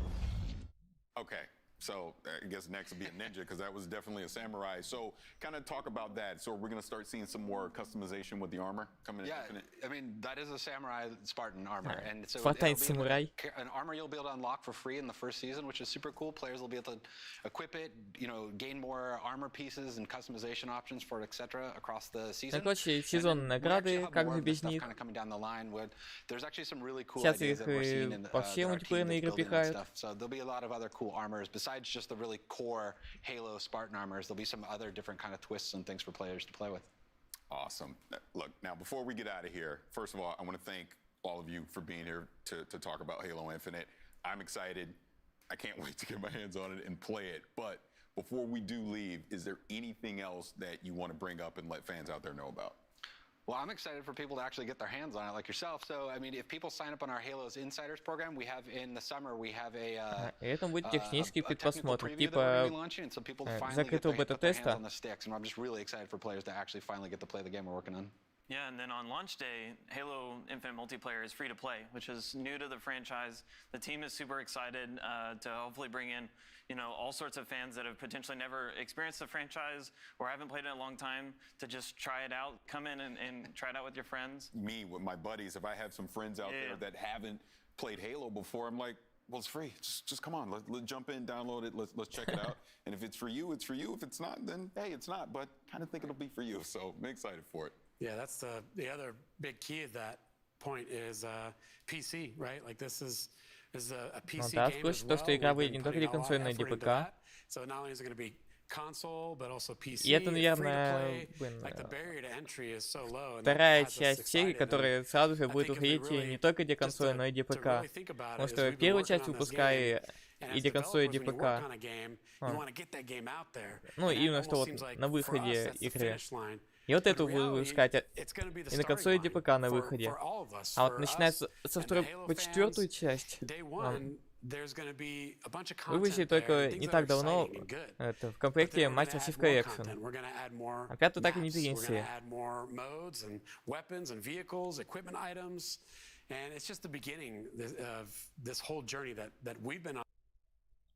Так, что-то трансляция гукнула. А, не все, нормально. I'm excited. Gentlemen, again, thank you so much. Now, for fans who want to learn even more about Halo Infinite multiplayer, check out the brand new deep dive video with the whole multiplayer team over on HaloWaypoint.com. And allow me to give a big thanks to everyone who's joined us today. Что ж, и на этом с Halo у нас сегодня все. Xbox, PC, or Game Pass, the next 12 months will be nothing short of spectacular. It has been my absolute honor to be your host and share this experience with you. But before I go, here's a gameplay deep dive from the team Вот, а behind the теперь нам highly показывают anticipated Scarlet Nexus, о котором тоже расскажет немного подробнее.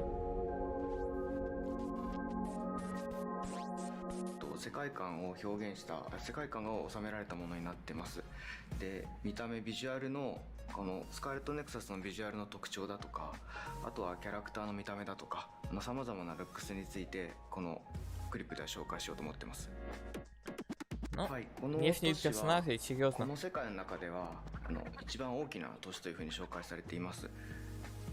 ここはスオーという都市で、このゲームの中心になる場所です。このスオーの都市の見た目のインスピレーションは東京の景色と日本の90年代の景色をイメージしてます。ユニークなビジュアル部分っていうのはいくらかあると思うんですけれど、あと今回はセルシェーディングとリアリスティックな背景を合成するような見た目を選んでいるんですけれど、それはまず密度感を表現したいからというのが一つありました。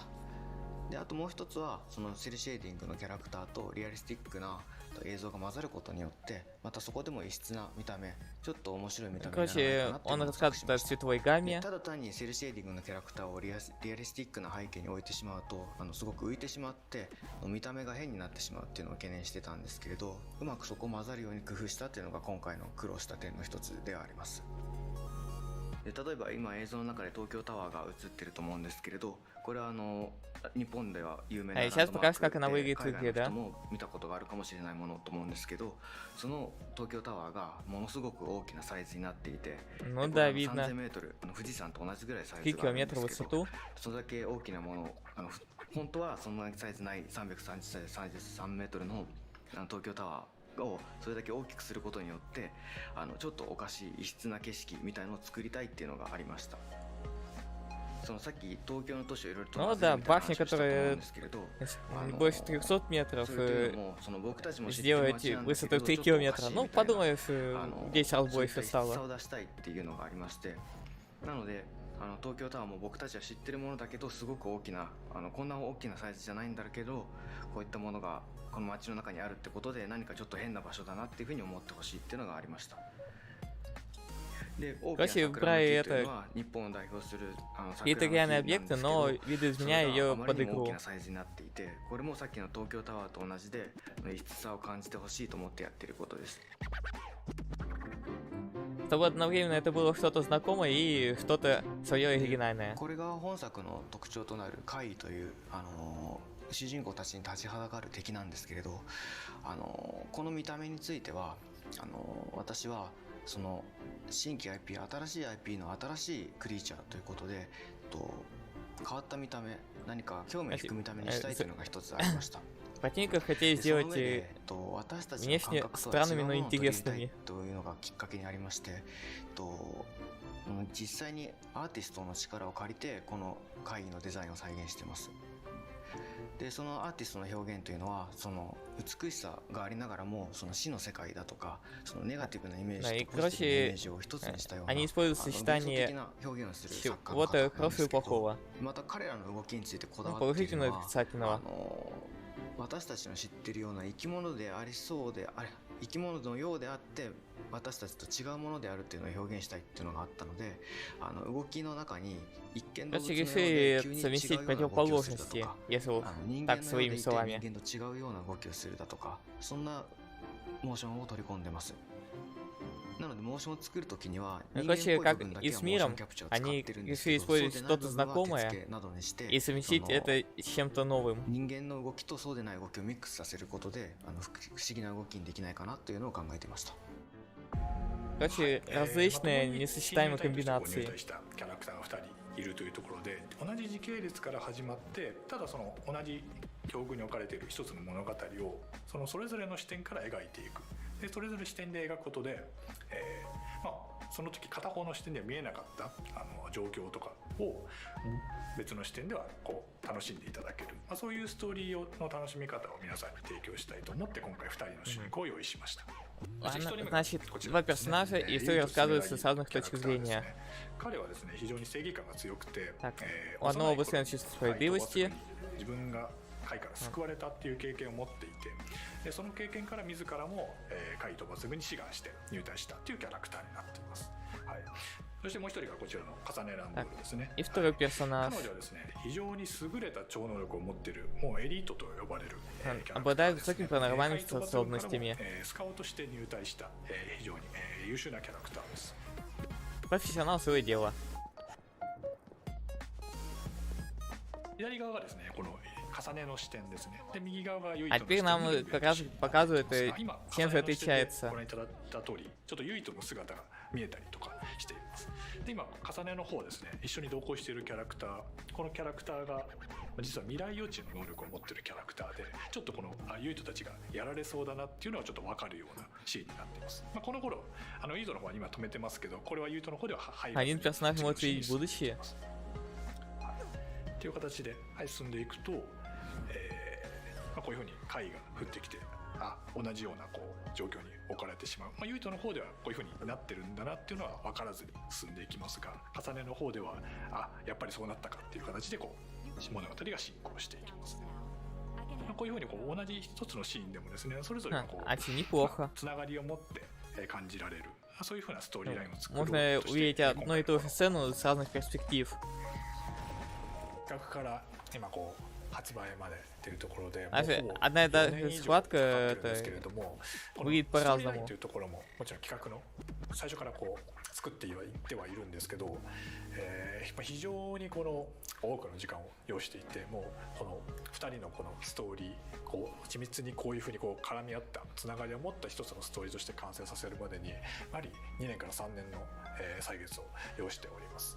で、あとはですね、アクションの部分に関しても、開発チームとすごく議論して決めてまして、特にこの念力アクションもどういう風な念力を使えたら皆さんが分かりやすく直感的にこう気持ちよくなってもらえるかっていうところは、非常にこう開発の中でもですね議論を重ねてできてきた部分がありますので、この念力を使うユイトと重ねのこのストーリーですね、物語っていうのをぜひ楽しんでもらえればと思います。Да, я, наверное, даже попробую потом как-нибудь сыграть. А не знаю, когда. もともと僕がサイボーグ009とかいろんなキャラクターがいろんな能力を使って戦う集団ってものが大好きで、そういういろんな能力を使う集団を改めてゲーム化したいっていう思いで企画を立ち上げました。люди сражаются с разными способностями. サイキックアクションのもう一つの主軸としてSAS というものがあります。正式名称はストラグルアームズシステムというんですけど、仲間キャラクターから超能力を借り受けるシステムですね。脳を接続して仲間キャラクターから超能力を借り受けることで、いろんな超能力をユイトと重ねは使えるようになります。今画面上では放電の超能力を今使おうとしているんですけど、放電の超能力だけに限らず、瞬間移動とか透明化とか、ポピュラーで誰しもが使ってみたいという超能力を選定してます。本作のキーワードとして赤い線っていうものがあるんですけど、サスを使った時に赤いケーブルが背中に刺さって戦うことができますの。そうですね、サスケーブルデザインする時にそうですね、見た人の印象に残ってインパクトに残したいところはまずあったんですよね。で、そういう時見た時に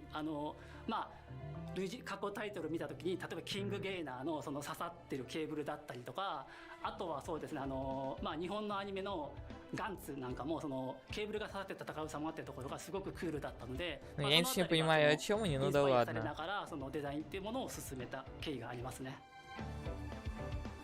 はい、本作ですね、念力で戦うんですけど、単純に投げ飛ばすだけじゃなくて、このロケーションに置いてあるオブジェクトをいろいろ活用することができます。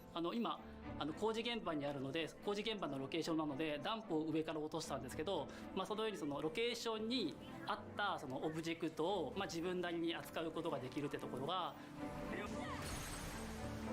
い、ここはそうですね、ドラム缶の中から水を出して貝に回を水浸しにしてます。でその後サスの放電で戦うことで水浸しになったその回をто есть тут еще будет сочетание стихий, типа, если сначала противника намочить, а потом добунуть соком электричество, то будет повышенный урон. То есть это учитывается. はい、プレイヤーはですね、このようにブレインフィールドっていうね、特別な必殺技を使うことができます。これはですね、海抜軍が使うことができる近畿の技で非常に強力なんですけど、同時に非常に危険な技でもあります。ユートと重ねが展開することでオブジェクトが空間内に浮き上がって念力は使い放題になるんですけど、一方で非常に強い負荷が脳にかかってしまいますね。なので自分の言動がちょっとおかしなことを言ってしまったりとか、あとは聞こえないなノイズのような言動が聞こえたりとか、途中で頭抱えて動けなくなってони могут видеть различные галлюцинации. Это забавно. 秒数があるんですけど、これが制限時間が過ぎるとゲームオーバーになってしまうっていう非常に危険な技になっております。はい、なんだけど非常に危険な技なんですけど、それをうまく使いこなして戦う自分がかっこいいっていう風な思いをプレイヤーに感じ取ってもらいたいなと思っております。Надо успеть за определенное время завалить противника, иначе хана. フードをかぶってたくさんケーブルが刺さった異様な姿になるかなと思うんですけど、これもダークヒーローっぽいかっこよさがすごく危険な超能力を自分が扱って戦ってるってところを感じ取ってもらいたくて、このようなデザインにしております。はい、こちらブレインマップと呼ばれるシステムになりますね。こちらはプレイヤーが成長するスキルツリーとなっております。このようにちょっとТо есть ты прокачиваешь своего персонажа и решили изобразить его в виде этой нейронов мозга. チャージがため攻撃ができるようになりましたね。このように能力を拡張して新たなアクション、この映像の中ではため攻撃で範囲攻撃をできるようになってるんですけど、そういったアクションの拡張だけじゃなくて念力ゲージが増加する強化系のスキルだったりとか、あとはアイテムを使用した後のクールタイムが短くなるような補助スキルとかさまざまないくつかのカテゴリーのスキルを習得することができるようになっています。で脳みそを脳神経を拡張していくようなデザインにこだわってて、スキルを選択してボタンをホールドすることで神経が伸びていってどんどん脳神経が拡張していくような、そういう体験になることを意識してデザインしております。Ну, странный у вас вкус, конечно, ну да ладно, вам виднее, вы разработчики. レベルアップで敵と戦って経験値を積むことで、通常のレベルアップでパラメータが底上げされるっていうことに加えて、仲間との絆ですね、仲間と絆形成することで絆の力が強くなると絆レベルというものが上がって、仲間から買い受ける超能力っていうものが強力になってきます。ブレインマップと通常のレベルと、あとは仲間との絆を形成して成長させるというところが、この3つがこのゲームの成長システムになっております。このゲーム武器と念力の流れるようなコンビネーションってところが一つ特徴にしているんですけど、その流れるようなコンビネーションの体験ってところがシリーズ X だと 60fps で滑らかに体験できるので、Теперь говорят преимущество игры на новом поколении консолей Microsoft. はい、開発チーム一同ね、スタッフ個々が全力で携わったタイトルですので、ぜひ楽しみにしていただけると嬉しいです。From my team and I, please enjoy Scarlet Nexus. Слушай, я, наверное, даже попробую, когда она выйдет. Что ж, и на этом, получается, у нас закончится презентация Microsoft. Что ж, ну да, в основном чисто болтовня по различным играм. Просто так, разборы трейлеров, которые нам показали ранее. И очень мало нового. Что ж, на этом тогда все. Спасибо всем, кто был, и всем пока.